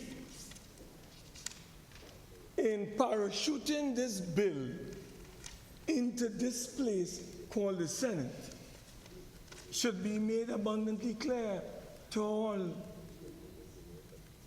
Madam President, the government well, I wouldn't say deliberately, but the government allowed, Madam President, the JSC report to lapse. So when the Parliament prorogued on September the 27th, 2019, they didn't save the work. They didn't save the report of the JSC. But you know what they did, Madam President, on the 20th of September? In the other place? They saved cybercrime. You know what they saved, Madam President? The 3 tax bills that we have been called upon to deal with on Thursday. They saved the Tobago self-government bill. They saved the gambling and gaming bill in terms of the report. And they also saved, Madam President, the National Statistical Institute JSC report. But when it came to the JSC on the Revenue Authority, they allowed it to lapse. And the question is why? And then surreptitiously, or I should say, Madam President, they allowed or they sought to use the amendments in the majority report, brought it into this bill that we have before us, tabled this bill on the 27th of November in the Senate, because the government strategy is clear. They believe, Madam President, and they know that the United National Congress will not be supporting the TTRA. They know it. So they have brought it here, Madam President, with the clear understanding that they would get the support, or they believe they will get the support of the independent bench. They will get 19 votes, they will pass it, and then they will engage in propaganda as it goes to the other place, once again. But that is the strategy of the government. I'm not accusing nobody of anything. I am not accusing anybody of anything. You are saying so. I am not saying so. I never said so, Madam President. So don't put words in my mouth. So, Madam President, it is clear what this government is about. But we are also very clear what we are about. And no Minister of Finance coming in this house is going to mamagai us, fool us, or mislead us. Not mislead us, Madam President. I know you always say that is wrong. But he's not going in any way, but the Honorable Minister, that is, to use his presence here to give the impression that this thing called the TTRA is the best thing after sliced bread. The government is on a mission of invasion, intrusion, and, Madam President, interference. And we have seen a pattern of conduct on the part of this government as it relates to the intrusion, interference, and invasion of people's rights in this country. And this TTRA is no different. It is a policy on their part, Madam President. And I will show, Madam President, in this legislation that is before us, that this legislation is flawed, defective, and completely at odds with good governance, accountability, transparency, political neutrality, and most importantly, the insulation and protection of workers from political abuse by the political directorate, Madam President. Madam President, we had a bill, as we have today, no policy relating and directing this bill. We have to we had, Madam President, to insist and demand of the Minister of Finance to bring a policy. And he came kicking and screaming and presenting his policy last minute on this bill. And Madam President, that policy is yet to even be tabled in the Parliament. So the government had no policy for public consumption on this bill until we forced them to produce one. But Madam President, we have said that when we look at this bill in its current form, there are very critical areas that leave a lot to be desired. The power of the executive is at play in this piece of legislation. And Madam President, we do not support everything the IMF does or promotes. But Madam President, I must tell you, when I looked at certain reports commissioned by the IMF through an organization called CATAC, we were very convinced of the approach that they suggested to the government that ought to be taken. And Madam President, I don't have the cabinet note with me today, but there's a cabinet note dated the 9th of February 2017, in which, Madam President, the cabinet of Trinidad and Tobago agreed with CATAC that there are 4 options available to the government of Trinidad and Tobago as it relates to reforming tax administration in Trinidad and Tobago. Option A was a revenue authority. Option B was an integrated revenue administration in the Ministry of Finance. Option C was a revenue ministry. And option D, an enhanced status quo. Madam President, we had 4 options in this cabinet minute. The government, without debating this bill in 2018, so that members could have criticized the merits and principles, took the bill to a joint select committee, and they did not give the joint select committee the opportunity to look at these options. They came with a one-size-fits-all approach to revenue reform and revenue administration and tax administration. And they say, you see this TTRA? That is our policy, and all we intend to do, Madam President, is to allow some tinkering here and tinkering there. But we are going with this TTRA. Madam President, we do not live in a dictatorship. We have a democracy. And as members of Parliament, we are not here to rubber stamp the government's policy. That is not our role, Madam President. We are here to criticize, we are here to examine, I should say, the merits, analyze the merits and the principles of the bill, or any law that the government brings here. But Madam President, if we are not happy with the merits and the principles of the bill, the opposition has a right to put forward alternative policy options. And this is what we were denied. We were not given the opportunity, Madam President, to deal with options for revenue reform and for tax administrative reform. We came with one, that is, the government had an agenda. And the agenda, Madam President, was to go with this thing called the TTRA. And that was their approach.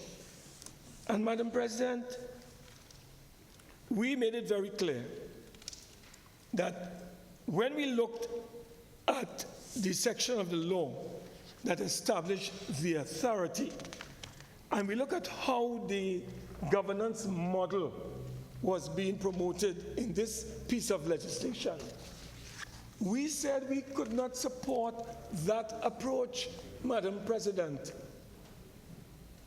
The government of the PNM, Madam President, was seeking to outsource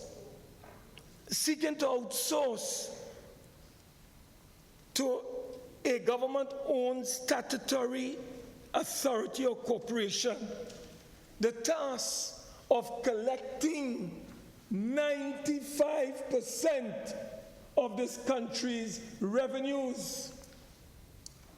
And Madam President, when we look at this statutory corporation or authority and how it was going to be appointed and who was going to appoint these people, we realized that the government representing the executive was going to be appointing, Madam President, all these people to the board or to the authority. And how can we allow the cabinet, whether it's a UNC cabinet or PNM cabinet, to have the authority, Madam President, to appoint all the members of the board of the authority? We rejected that. We say we do not support the political influence of the government in these arrangements. This is 95% of Trinidad and Tobago's revenue. And why must, for instance, the Minister of Finance and the Cabinet of Trinidad and Tobago have the authority, Madam President, as is in the legislation here before you, to appoint the board of directors? But, Madam President, it doesn't stop there. Madam President, it goes further. The Director General and the Director and the Deputy Directors General, Madam President, they too are going to be appointed. They are going to be selected by the Minister of Finance and the Cabinet. And then we come to the Parliament, as the Minister said, and where the executive have an inbuilt majority, and we could argue from now until doomsday, they have an inbuilt majority, that is the government, and at the end of the process, Madam President, you will have the eyes having it. So a Director General is appointed by the executive of the state, and that person is accountable, Madam President, to the Minister of Finance by extension. Madam President, how can we in 2019 and in 2020 support that kind of interference or that kind of governance model where the politicians would be responsible for selecting those persons to run the Revenue Authority of Trinidad and Tobago? And Madam President, we rejected that. We told the government, find a new governance model. We don't want no Minister of Finance, whether it's in our administration or in your administration, that is the PNM administration, to have that kind of power. Madam President, your confidential file that you sent to the BIR, companies operating in this country who send their corporation returns and so on to the Board of Inland Revenue today, or you and I who would send our individual tax returns. Madam President, there's a provision in the Income Tax Act that says no one there can, in fact, release your information to anyone. It is private and confidential. And that has been in existence since that act came into being. And Madam President, we have never heard, I have never heard, maybe it exists, but we have never gotten information of leakages of confidential tax information under the BIR. But Madam President, this body called the Revenue Authority of Trinidad and Tobago, which is a political appointed body, we have fears We have concerns. We believe, Madam President, that kind of political appointment can lead to the kind of interference in which individuals and companies can have their privacy compromised. And unless, Madam President, there is some arrangement in place to give an assurance in law that that wouldn't take place, Madam President, how can we support the outsourcing of 95% of our revenue to a political outfit, a politically driven outfit? Within the public service structure, there is neutrality between the employees, Madam President, and the government, represented by the ministers and politicians. But, Madam President, where you are going to be having 2,175 workers being employed on contract in the Revenue Authority, Madam President, as you know, he who pays the piper calls the tune. And this is what, Madam President, caused the big fundamental difference between and problem between the government's approach to this TTRA and our approach.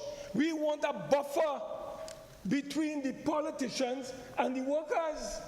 And right now, Madam President, in the public service arrangement, in spite of all the limitations that may exist, Madam President, there is a buffer that protects the public officer from the direct invasion, intrusion, and interference by the politicians.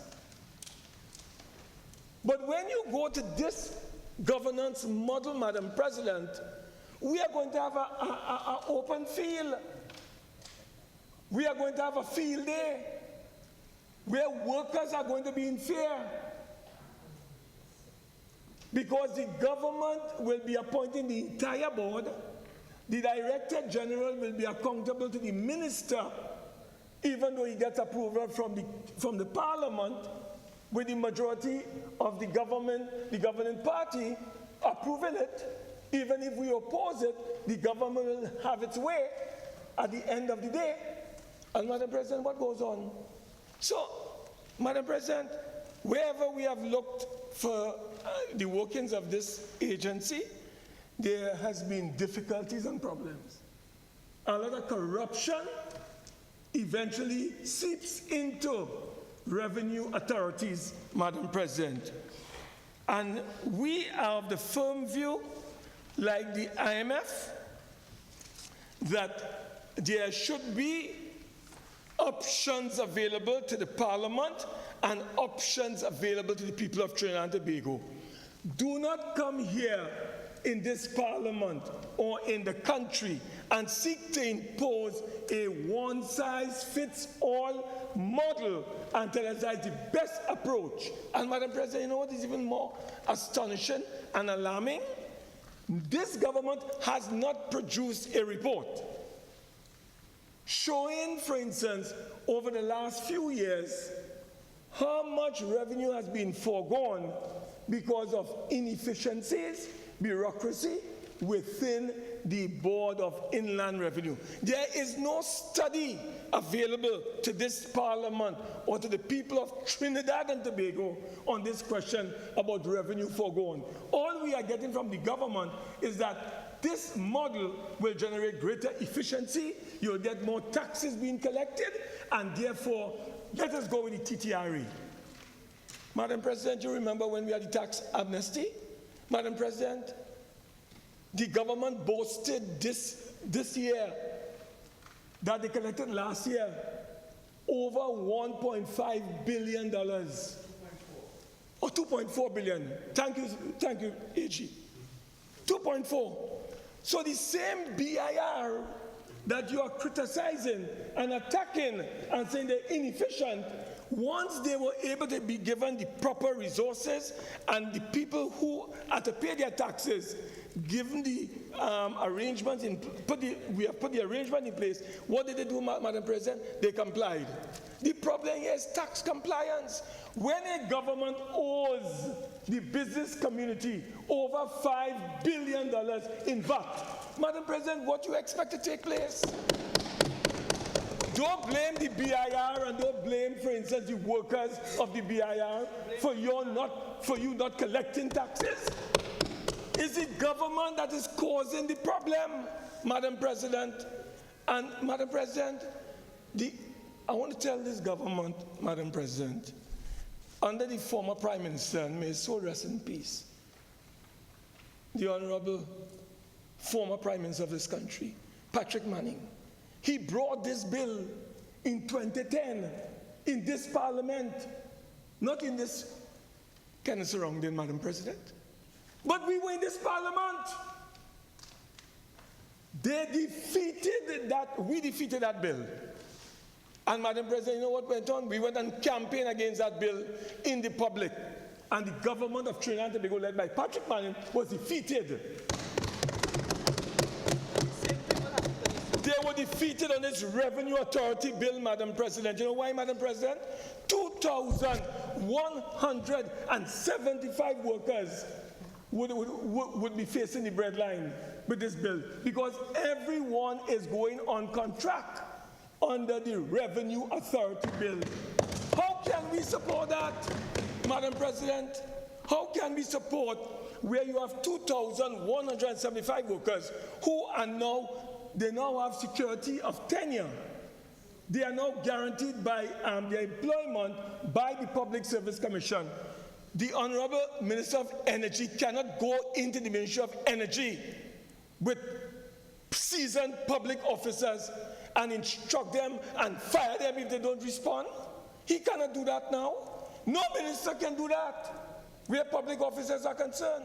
But Madam President, when you appoint your own board of directors and you have your own general or director general, you can do that. And Madam President, we will never support that kind of arrangement in this country.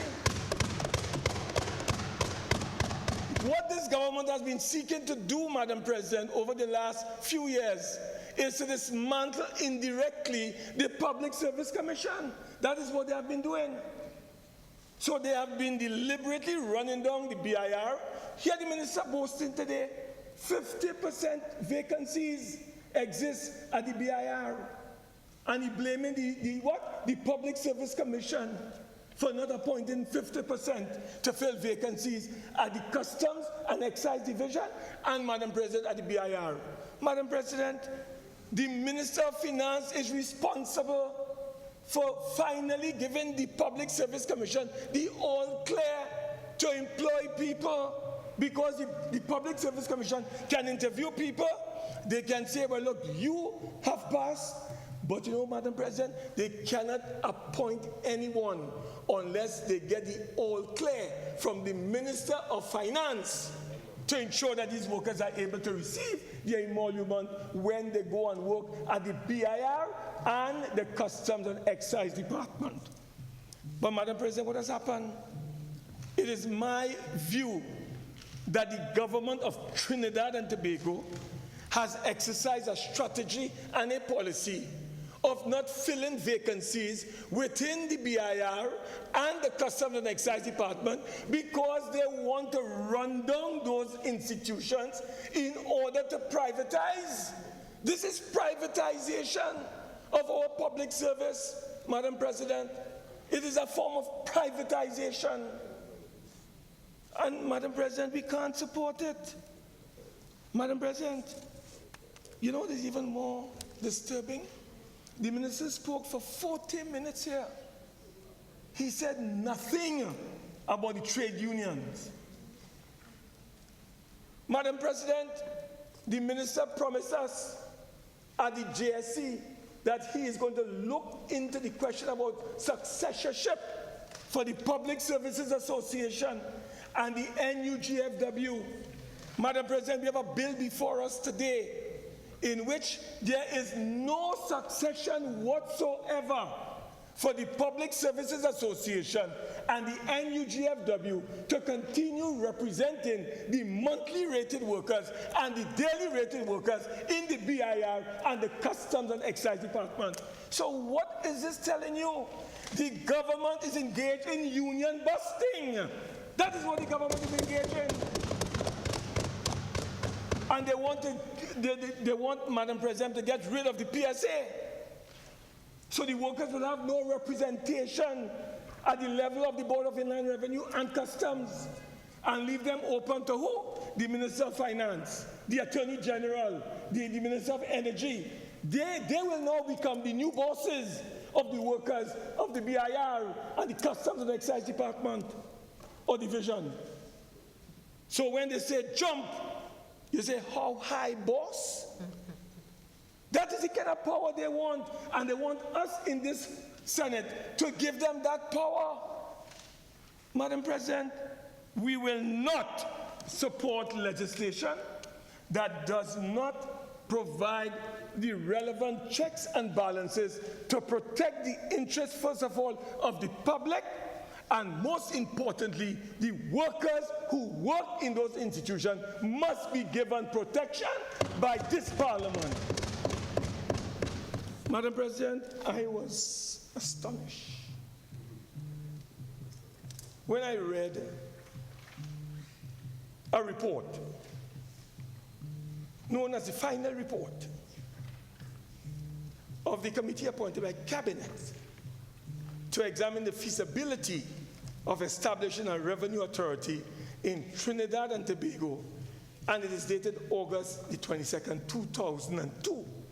Madam President, when I read this, there's a section that deals, and Madam President, may I tell you that this body, there was a body established headed by a chap called Mr. Gordon Dean.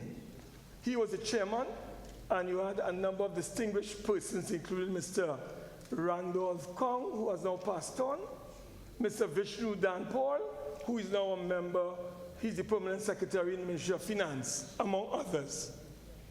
But they interviewed what is called a group of tax practitioners. They interviewed a group of tax practitioners. And you know who are the members of this group? On May the 7th, I am quoting from page 29 of this report, the committee met with, that is this committee I just mentioned, headed by Mr. Gordon Dean, met with 2 tax accountants and 1 tax attorney from the major accounting firms in Trinidad and Tobago. Ms. Alison West of PricewaterhouseCoopers, Mr. Peter Inglefield from PricewaterhouseCoopers, and Mr. Gregory Hannes from Ernst & Young. They met with this particular committee to deal with what, Madam President? A revenue authority. Hear what my distinguished friend, who is now promoting a Trinidad and Tobago Revenue Authority. Hear what our distinguished friend, who is now a minister in the Ministry of Finance, said in 2002 on this matter of a revenue authority. And I quote on page 34 for the record and the hands-on. And I want to associate myself completely with this position after. I quote, Madam President, on page 34, paragraph 46.22. Ms. West expressed the fear that the integration of the BIR and the C&E, which is the Customs and Excise Division, would produce a cumbersome and inefficient entity. I want to say what Ms. West said at the material time, that the integration of the BIR and the Customs and Excise Division would produce a cumbersome and inefficient entity. It goes on, Madam President. She indicated that improving the efficiencies of both agencies separately would be considered or should be considered before integration. May I repeat this? She indicated, that is Ms. West, that improving the efficiencies of both agencies separately should be considered before integration. That is what Ms. West said. Madam President, it goes on in 4.624, formation of a revenue authority was not the ideal solution. Rather, improving the present structure would be the better solution since the BIR has a poor organizational structure. Madam President, this is what PricewaterhouseCoopers and Ms. West indicated to this Dean Committee in August of 2002 when this report was published. So we want to associate ourselves with the views of Ms. Alison West. Ms. Alison West at that time supported the improvement or improving the efficiencies of both agencies separately. That should be considered before any integration, meaning any formation of a TTRA. That is what was said. You come today, Madam President, in this Parliament with this on the record of our library and give the impression now that you have made a 360 degrees turnaround, Madam President, and telling us and the workers that they must support, Madam President, this particular approach that is being advanced. Senator Mark, you have 5 more minutes. Madam President, we are clear in our minds. When we look at the legislation, they are making the Director General a revenue collector. The Director General, Madam President, is a contract officer. It collides with the Exchequer and Audit Act that makes it very clear. Anyone who is collecting the revenues of the public of Trinidad and Tobago, or public monies, must be a public officer. And here you have, Madam President, the Director General being given the power to collect revenue. And this Director General is on contract and is a contract officer. So that is in complete contradiction, Madam President, to what the Exchequer and Audit Act says in real terms, Madam President. So, Madam President, we do not, as I said, support this legislation. We want to make it very clear that our position is very clear. We believe in improving the efficiencies that exist within the current structure. You will have to do some re-engineering, you'll have to do some restructuring, but we want the Board of Inland Revenue and we want revenue administration to remain within the public service. We want the PSA and the NUGFW to continue representing the workers of those two organizations or institutions, Madam President. And we want to associate ourselves, Madam President, with the position outlined by the International Monetary Fund in their paper through Qatar, that there are several options available to Trinidad and Tobago as it relates to revenue reform and tax administration. We have not examined those options, and that is why we totally oppose what is before us. So, Madam President, in winding down, there are several issues in the current legislation that remain outstanding and we need to address.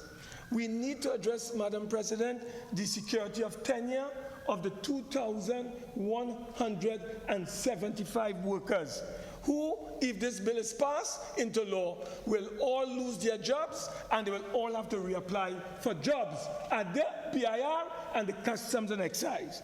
Madam President, the unionization question remains outstanding. The government has refused to have successorship for the PSA and the NUGFW in the legislation to represent their workers. Madam President, pensions, I didn't go into that, but there's a whole problem with pensions in the legislation. And most importantly, Madam President, we have to protect workers from political abuse from the political directorate, Madam President.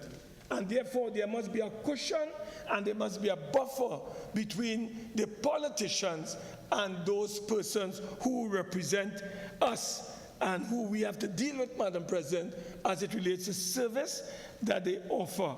So, Madam President, we believe that without a clear public policy for national consumption, it is evidently and manifestly clear that this new governance model, which is being externally driven, Madam President, will not be able to be fertilized and cultivated domestically if we do not take into account our reality and not just only borrow and transplant onto the soil of TNT some foreign institution called a TTRA without looking at our own history, our own governance, our own transparency and accountability and protection for the workers of this country, and most importantly, to ensure that leakages do not take place as it relates to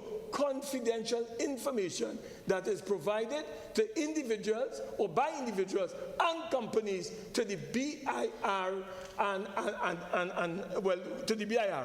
So, Madam President, I want to thank you for the opportunity of making my intervention on this matter, and to close by indicating that we completely reject and repudiate this bill, and you will not get any support from us on this matter. Senator Seepersad. Madam President, thank you for the opportunity to contribute to the debate on the bill and act to establish the Trinidad and Tobago Revenue Authority and Related Matters 2019.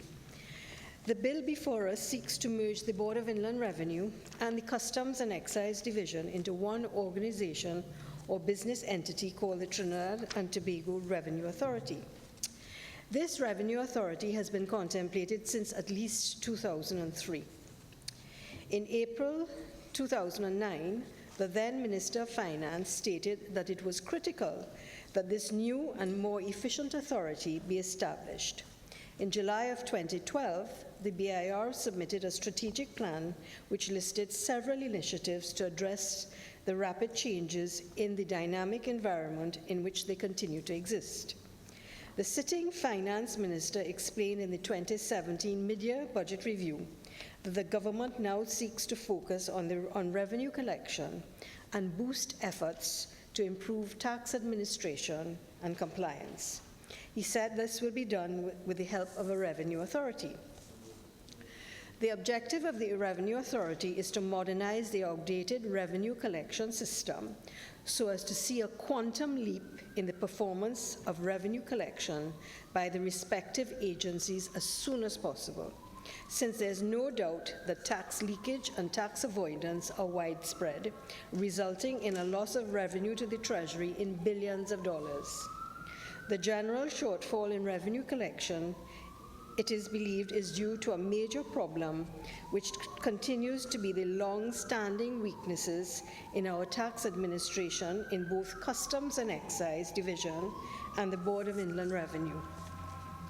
The project objectives attributed to the BIR include establishment of a risk management function to facilitate the identification, analysis, evaluation, and treatment of all types of risk that is a threat to the achievement of the BIR's mission. Establishment of a process management function to establish a system to manage processes and procedures within the division. Provision of e-services to implement an electronic system to facilitate electronic filing of tax returns, electronic payments, online taxpayer registration, and the provision of information. Establishment of an inspection internal affairs unit to strengthen the division's investigative capacity. Establishment of a communications unit to improve the communication between the BIR and its external and internal stakeholders. 5, establishment of a performance management system for all operations in the division to measure the achievements of the operations of the division against established performance standards. The development and implementation of a database for the storage and processing of land and buildings data, to computerize land and building taxes, improve the records management system for tax returns, implement a records management system for tax returns for all types with improved security features, retrieval and filing facilities. 6, establishment of the system review function to determine whether the processes and products of the integrated tax processing system satisfy the requirements of the division and to verify the accuracy of the rules and configurations of the system.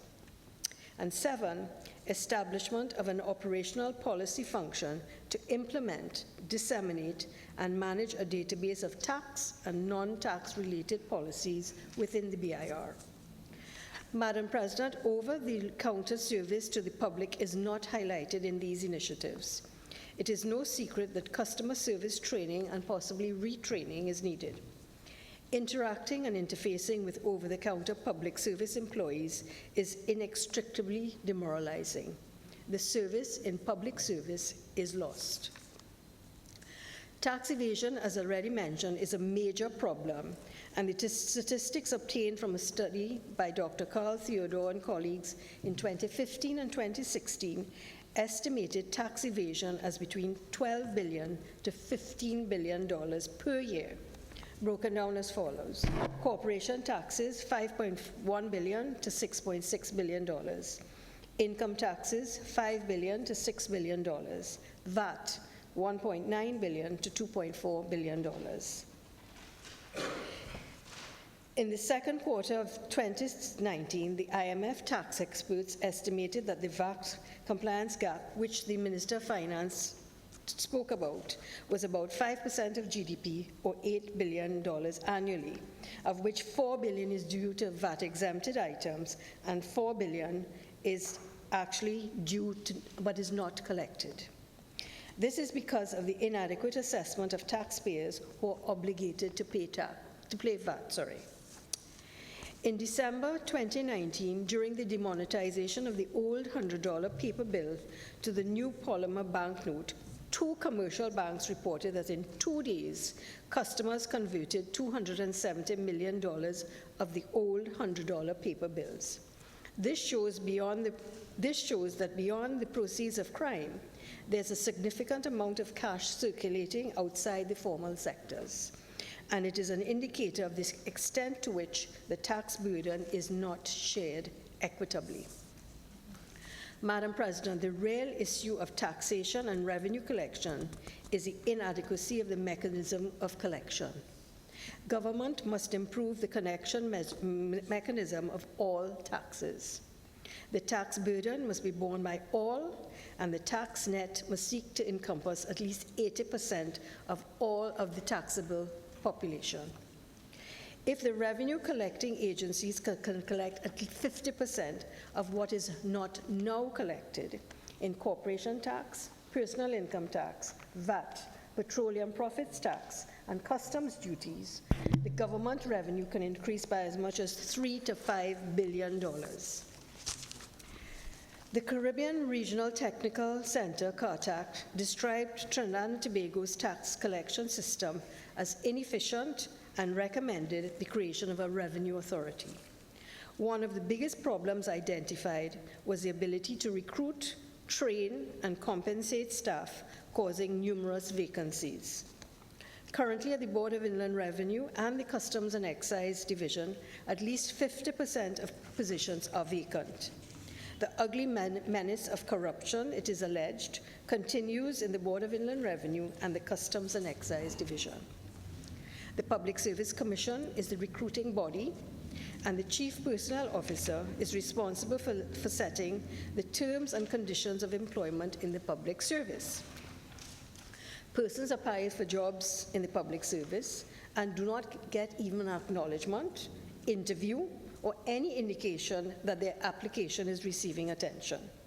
This bureaucratic system needs significant work. In contrast, the autonomous TTRA will be able to recruit, train, and adequately compensate staff, as outlined in Part 4 of the bill. There are several laws, such as Explain Your Wealth, Civil Asset Forfeiture, non-profit organizations, and transparency and beneficial ownership, which will also assist in pursuing persons with unexplained income.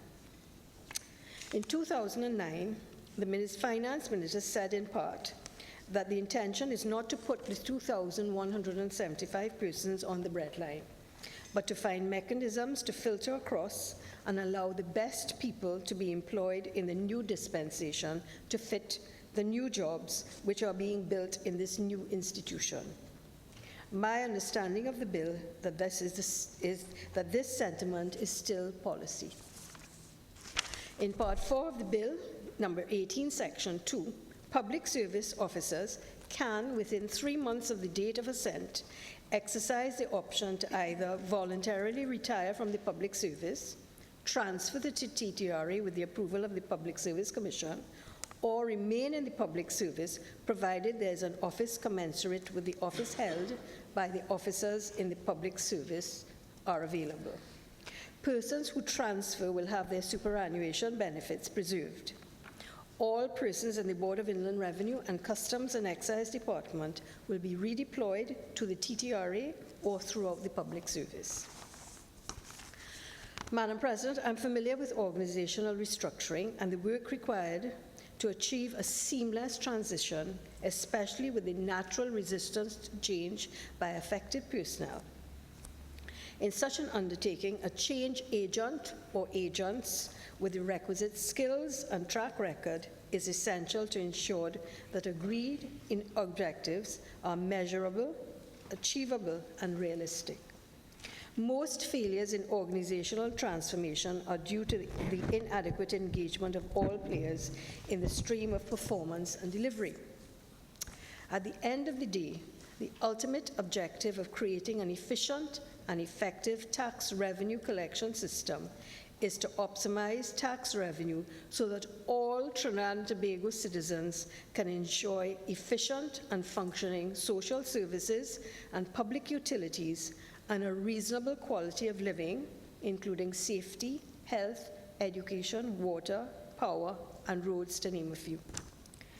Therefore, if the centralized regional authority can help in this objective in a meaningful and significant way, then it is imperative that the methods of recruitment and the employment terms and conditions of effective personnel can be amended accordingly.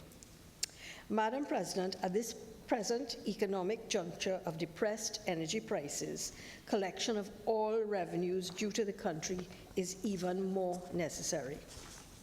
Further, since the authority is essentially a financial organization dealing with a large amount of transactions and financial resources, adequate checks and balances must be implemented to safeguard the revenues collected from and on behalf of the citizens of Trinidad and Tobago.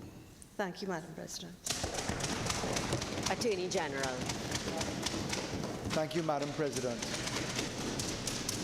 Madam President, it gives me great pleasure to enter this debate here in the Senate. It seems that I'm a fixture of both houses of Parliament, but it is always a pleasure to be here. I've come here today, Madam President, having the right of audience as Attorney General in this chamber, specifically to speak to Trinidad and Tobago, through you, Madam President, and to the voices that will eventually speak on the independent bench. I say that with the greatest of respect because we have had a very clear position coming from the opposition, which has not been just the contribution of Senator Wade Mark today. It has been the voice of the opposition for nearly close to 20 years.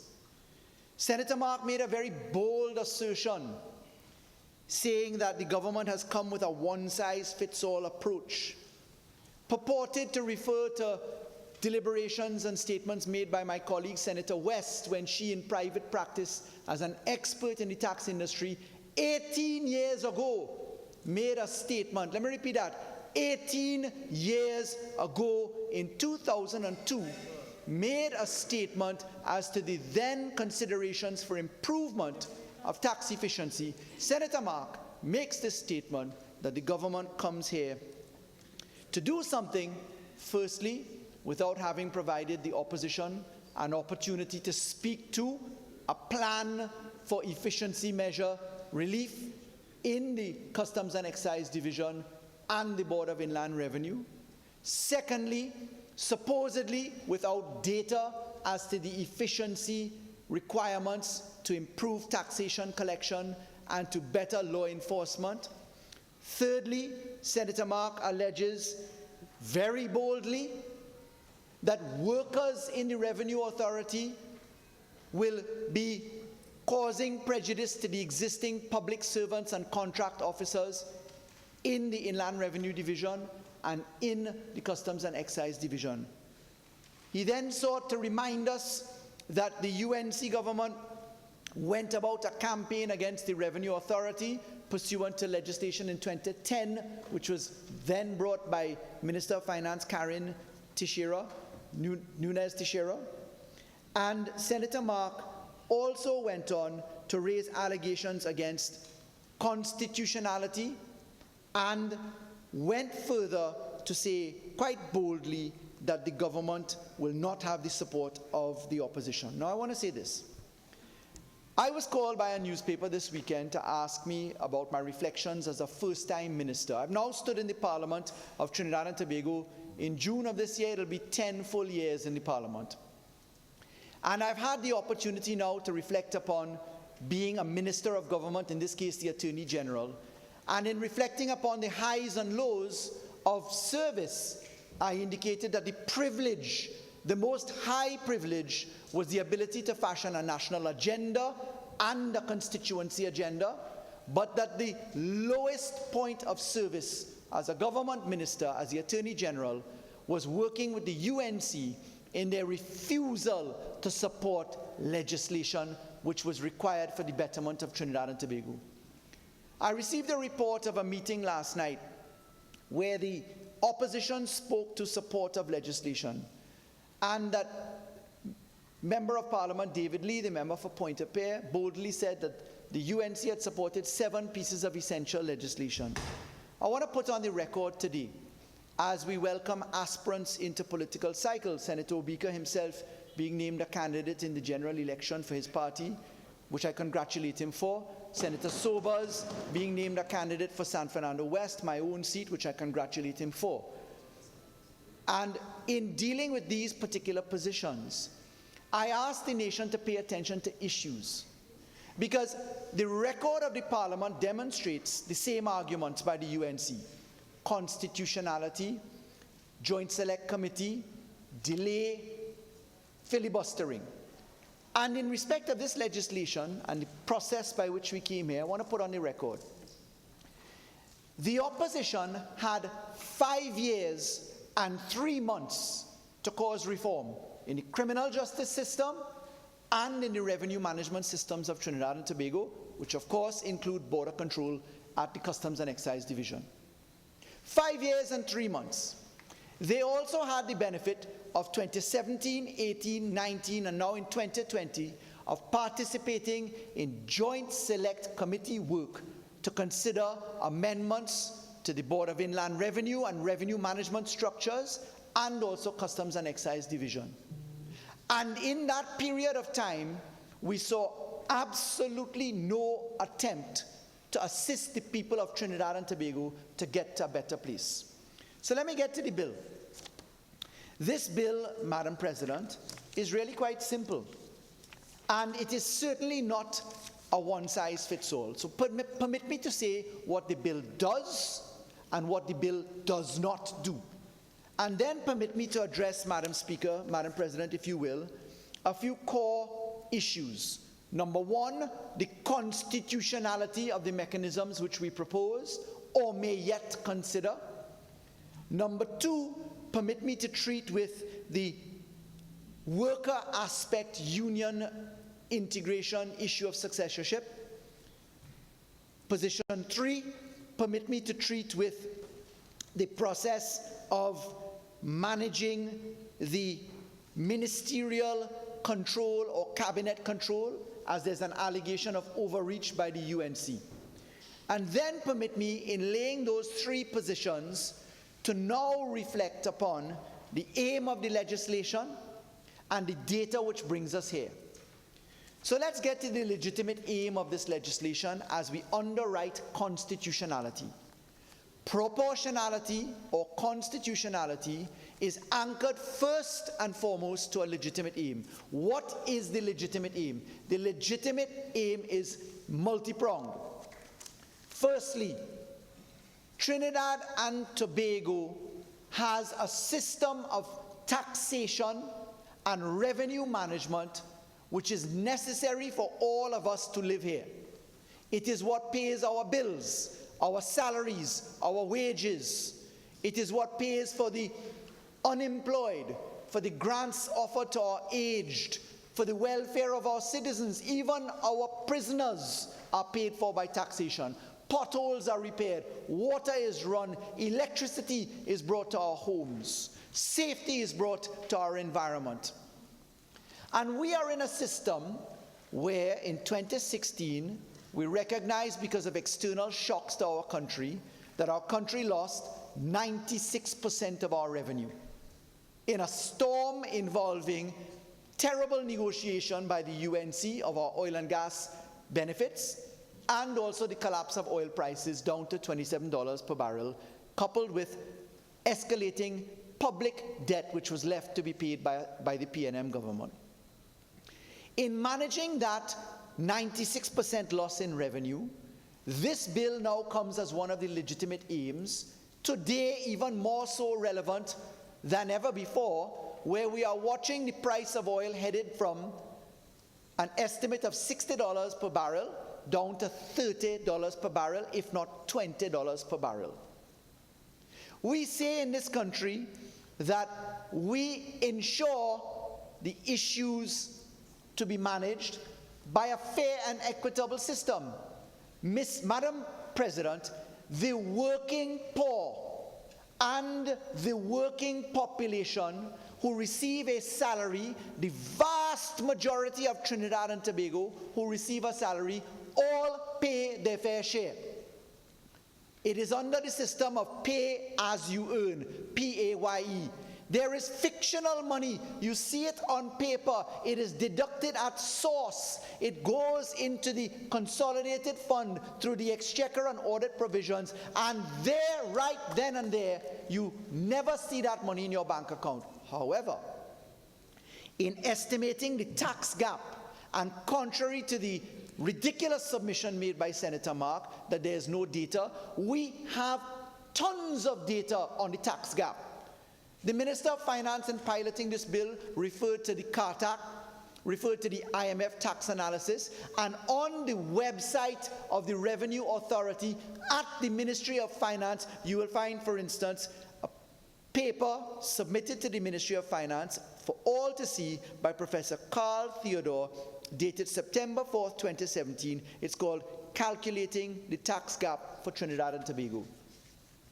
In calculating that tax gap, in looking at a number of indices, electricity, income, other aspects, scientifically demonstrated, we have noted that the tax gap in Trinidad and Tobago is anywhere between $12 billion to $15 billion per annum. $12 billion to $15 billion per annum.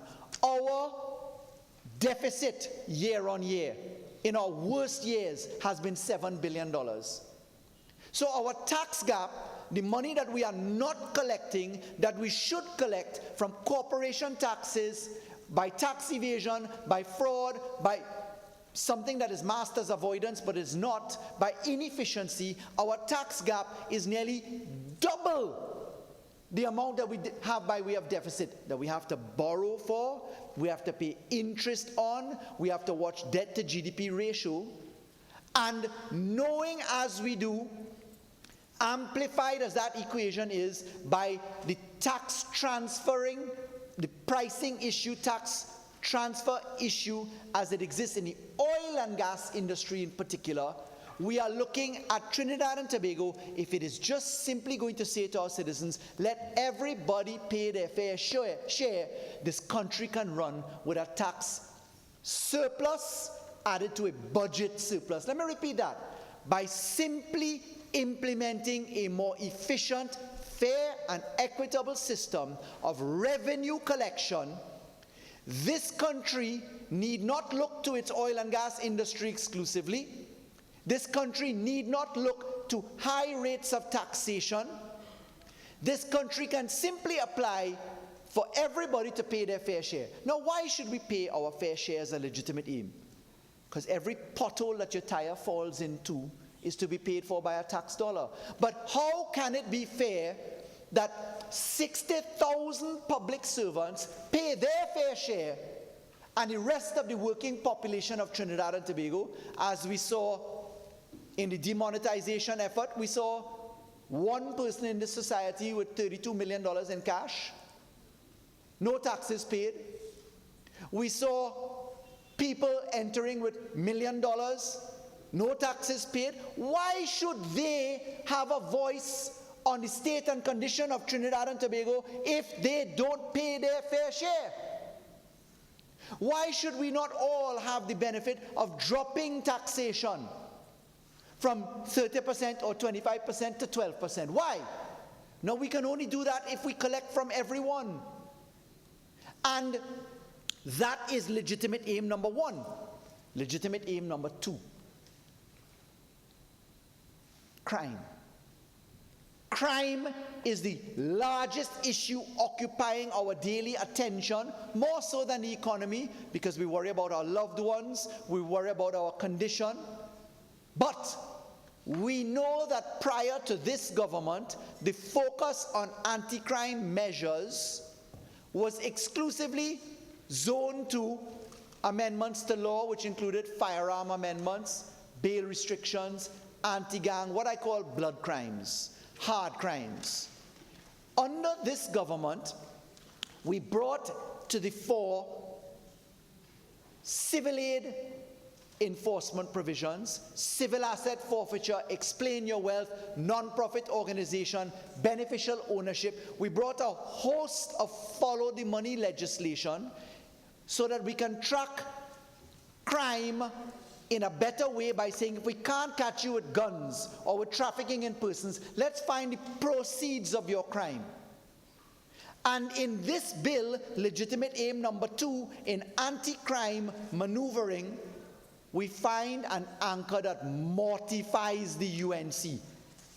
Anytime you talk foreign tax account, local tax account, amendments to the Board of Inland Revenue, income tax legislation, Global Forum, the UNC goes into an apoplectic fit of panic and scandal and delay. And in those instances is where we note where people get jumpy. And this bill adds a very important measure to the Proceeds of Crime Act.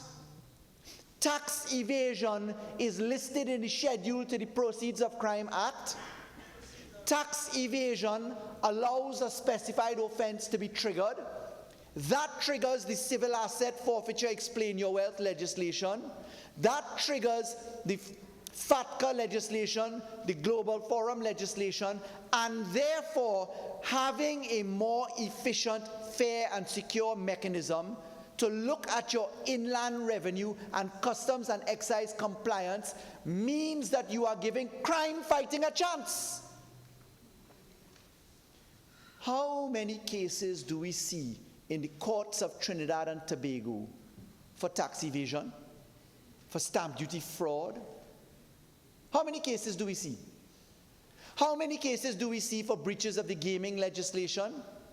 Now look at the areas that the UNC refuses to support. Gaming, income tax amendments, FATCA, Global Forum. Look at the areas where there was massive delay until it just got unbearable when they were beaten into support by the community. by Trinidad and Tobago and understand the reflections on this law today. Legitimate aim number 2 is controlling the scourge of crime.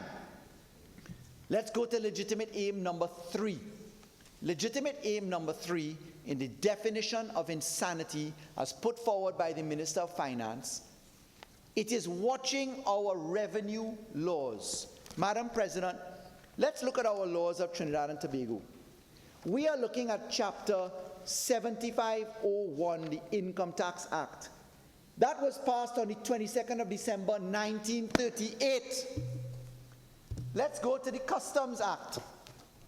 The Customs Act that we are looking at, Chapter 7801, is an Act of Parliament, Act number 22 of 1938. Let's go to the schedule to the legislation, to the bill before us right now. Let's look at what other laws articulate with this. And Madam President, you will see that the schedule identifies 25 individual laws, including the Customs Act and the income tax regime laws. 25 individual laws, all of which are of that degree of antiquity. And let's look now to the aim of improving efficiency. Many people may be confused as to what this legislation does. So let me put it very simply. This legislation is akin to taking an engine that is of recent vintage and quality, that is properly calibrated, and installing it into a type of vehicle which has effectively two ends: the income tax end and the customs end. So picture two engines moving, two vehicles moving by one engine. At present, the Board of Inland Revenue is structured under the Income Tax Act. At present, the Customs and Excise Division is structured under the Customs Act.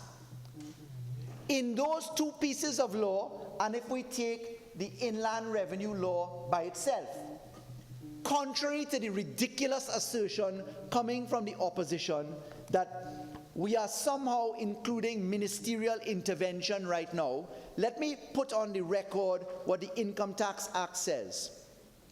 The Income Tax Act says, Section 3, Administration. For the purposes of this act, there is hereby established a Board of Inland Revenue. The board shall consist of 5 commissioners whose offices shall be public offices within the meaning of Section 3 of the Constitution. The President shall appoint one of the commissioners to be chairman, and the chairman shall preside. Section 80 of the Constitution says, unless you say the President in his or her own discretion, President means the Cabinet. The Income Tax Act says, effectively, the government, a political entity, appoints the chairman of the Board of Inland Revenue.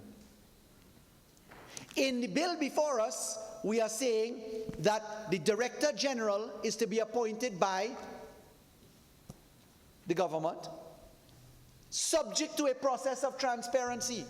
And that transparency process is exactly one which resembles the appointment of a commissioner of police, where you bring the name of the person that you wish to appoint and you subject it by way of a motion to debate on the person's credentials, qualifications, and characteristics. So contrary to the existing law, we now take a quantum leap forward to add public and parliamentary scrutiny by way of affirmative resolution to adopt the person for Director General. In the Customs and Excise Division and in the Board of Inland Revenue structure, there is a bifurcated run. You have public servants within the meaning of public servants as defined in the Constitution, who are contract officers or public officers. The two streams are in existence right now.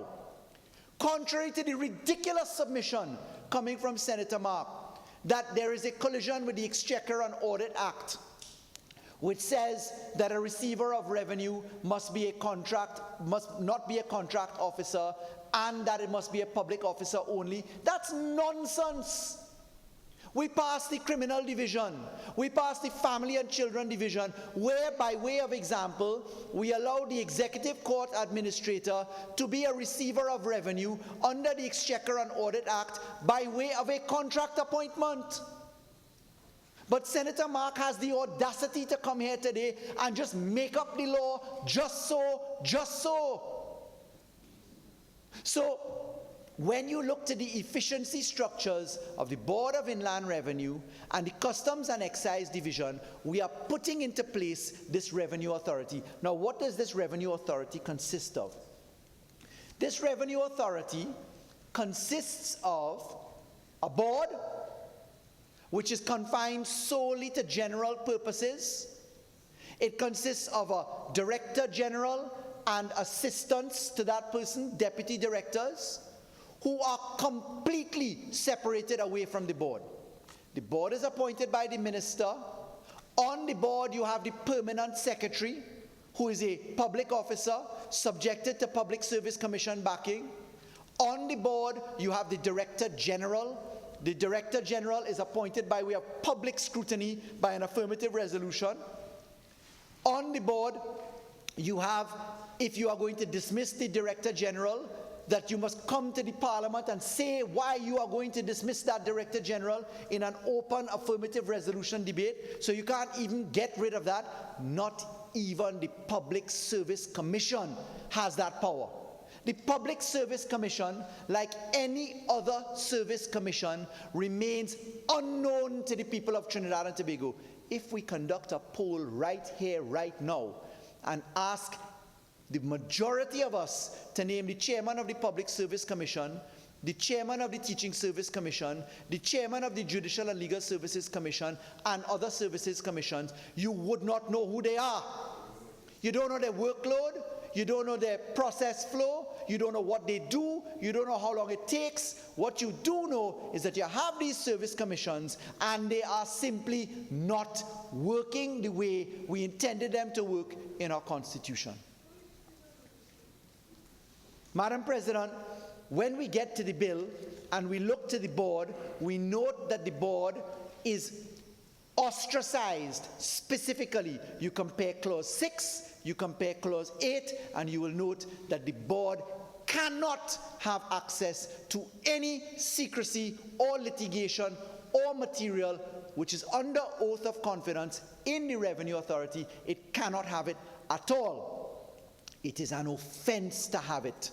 And if you look to Section 4 of the Inland Revenue's structures, the Income Tax Act, where there's a secrecy provision, that Section 4 is effectively replicated where we deal with the inclusion of an oath of secrecy in this bill, as we put it in to Section 36, Clause 36, for which there's a breach of the law.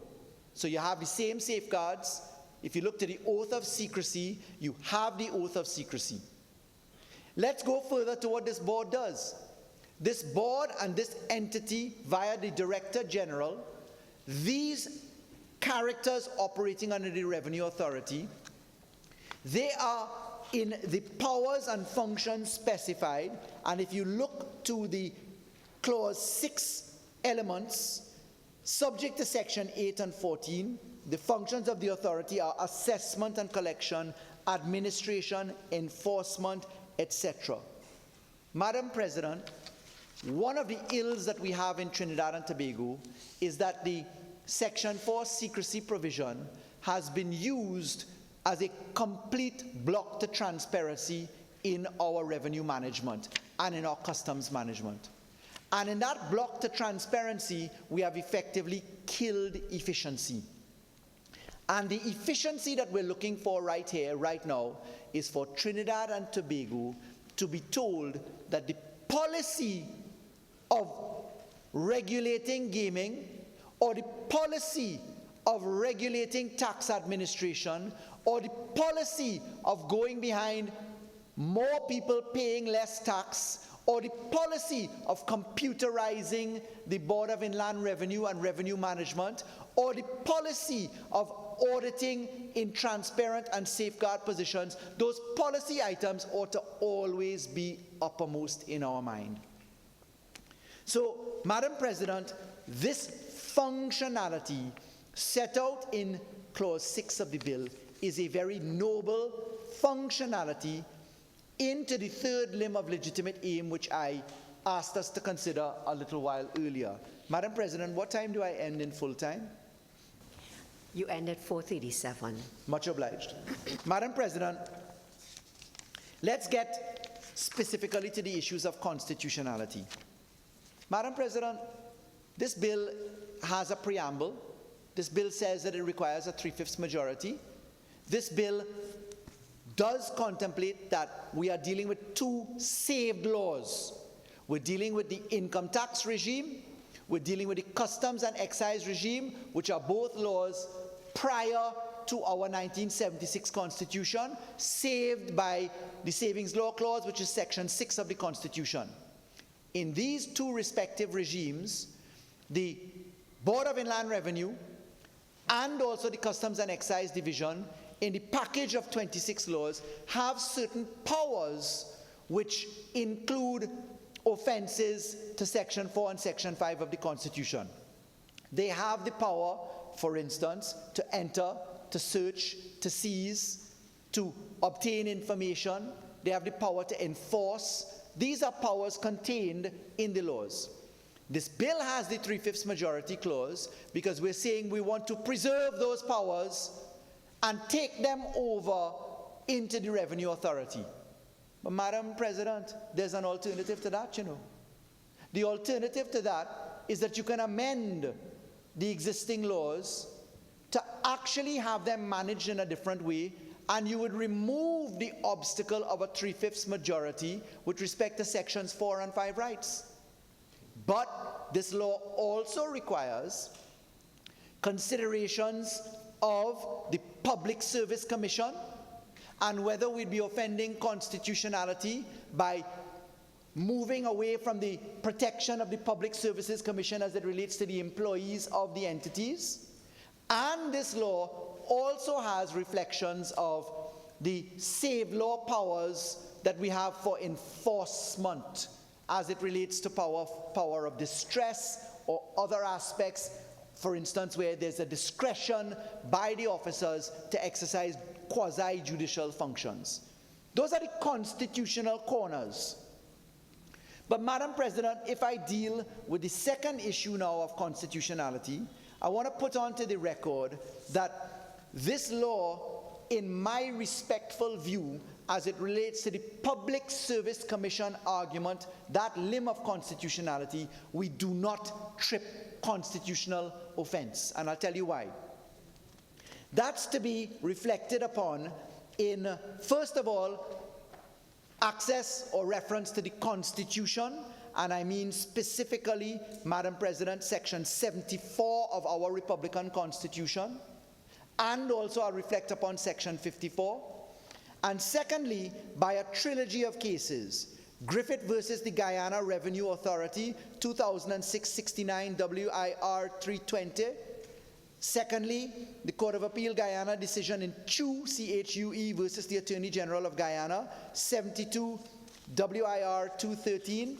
And also, very importantly, in the case of Martha Perch versus the Attorney General of Trinidad and Tobago, 2003, 62 WIR at 461. Let me explain what I mean by that. The constitutional provision that you must have a Public Services Commission backing the employees comes about if you're reflecting upon whether you're dealing with taxation as a core government function, whether the employees must have a service commission backing, whether to have those employees in a different entity, the Revenue Authority, not having Public Service Commission backing is something which is offensive to the Constitution. The Martha Perch case, which dealt with the establishment of the TT Post regime in Trinidad and Tobago, as put onto the record of our laws at the highest level in the Privy Council decision, clearly say that we have the authority to create entities of this type. That's point number one. Point number two, there is absolutely nothing wrong with creating a revenue authority with workers of this type without Public Service Commission backing because of the safeguards that we have, which include the Auditor General, the transparency of documents, the operational plans, etc., the budgetary plans, the audit plans, all of these things which we have as safeguards. There's nothing wrong with workers of this type having functions transferred onto them because Section 74 of our Constitution is not entrenched by Section 54 of the Constitution. In other words, Section 74, which allows for the executive transfer of powers and functions, and permit me to put onto the record Section 74. Section 74 of our Constitution, Chapter 5, Executive Powers. The executive authority of Trinidad and Tobago shall be vested in the President and shall, subject to this Constitution, be exercised by him either directly or through officers subordinate to him. Without prejudice to the generality of subsection 1, the supreme command of the armed forces in Trinidad and Tobago shall be vested in the President, exercise of the power regulated by law. And then it goes on, nothing in this section shall prevent Parliament from conferring functions on persons or authorities other than the President. Let me repeat that. Section 74(3) says, nothing in this section shall prevent Parliament from conferring functions on persons or authorities, stick a pin, revenue authority, other than the President. Section 54 of the Constitution is where you say what the degree of entrenchment is. Section 4 and 5, Section 13, you have the 3/5 majority. Section 54 talks about 2/3 and 3/4 majority. Section 74 of the Constitution is not entrenched to any degree. It's simple majority. And we can actually today, in comfort of the trilogy of cases that I've just given you, that is Perch, that is Chew, and that is also to be found in the case of Griffith, we are comfortable that from the Privy Council down has said that we can transfer these functions of the state in the manner that we do. So, Madam President, when we look to, Madam President, are you permitting me to go to the end? Much obliged. Madam President, if we look to the argument of constitutionality now, I want to warn the UNC that this law does not, if it is amended appropriately, require a constitutional majority provision. And Madam President, what I can say, not having yelled at Senator Mark through any aspect of his histrionics, Madam President. Senator Mark, please, you've made your contribution. Please allow the Attorney General to make his. Attorney General. Madam President, the reason that I'm putting this on the record, knowing as I do the UNC's penchant as it appears legislatively. Attorney General, you have 5 more minutes. Much obliged. Knowing as it appears from their record to be to block everything is to say the time is right for the move to a revenue authority. You heard Senator Mark a little earlier. The government intends to come, hopefully will have support from the independent bench, pass this law, but that the UNC will never do it. Madam President, if you are careful enough in your drafting of law, if you do surgery to the offensive clauses and conditions that are going to be managed in the 25 laws that we're referring to, if you take away the Section 3 and Section 4 and Section 5 issues from those laws, if you put in the due process provisions allowed by way of reflecting upon the decisions in the majority of the Francis case or the classic case of Surat, as Baroness Hale has put it, and many other cases, Northern Construction, etc. If you come to that line of authority, we don't need to be troubled by the UNC's consistent behavior in not supporting legislation.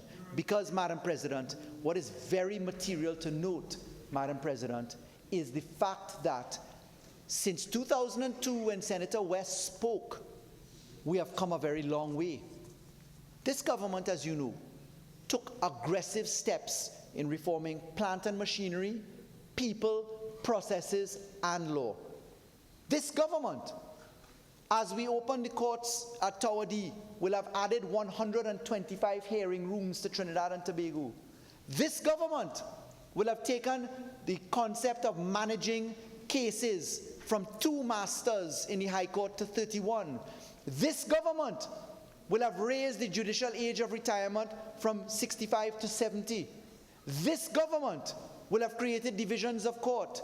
This government created the hard crime management. This government introduced plea bargaining, judge-only trials. This government introduced criminal proceedings by way of rules to be managed. This government introduced the concept of white-collar crime across companies, entities and businesses, land, and also cash. This government introduced processes into the Board of Inland Revenue. This government brought us in line with the Financial Action Task Force, allowing us to come off the grey list that we were put on in 2015, January 2015, when we failed that review abysmally. This government will allow us to pass the Global Forum amendments. But these things are relevant to the bill today, Madam President, because what has happened is a sophistication of the system. Asecuda is at work. The digitization of records is vastly and in the most part in gear. And when we look to the improvements of the control of accounts, when we look to the going live of our electronic payments by way of legislation brought by this government, financial instructions brought by this government at the Motor Vehicle and Road Traffic end, Licensing Division, Inland Revenue Division, Registrar General Division, Judiciary of Trinidad and Tobago, now is the time with those institutional improvements to replace the transparency, to replace the obscurity with transparency, to allow the Revenue Authority to come into full operation, Madam President. So I am not troubled by the UNC's traditional obstacle placing. I am not troubled in the least, because there is always a plan B. And that plan B has been well thought out, and if my colleague Senator Sean Sobers wants to be the face of objecting to the reform of Trinidad and Tobago, then so be it. If Senator Mark wants to be, then so be it. Senator Sobers and I will argue it on the floor in San Fernando West, when we stand up to say, what do we stand for by way of issues? I will ask, Madam President, as I wind up, what troubles the UNC so terribly about transparency? I thank you, Madam President. Senator Mark, Honourable Senators, the sitting will be suspended and we will return at 10 minutes past 5.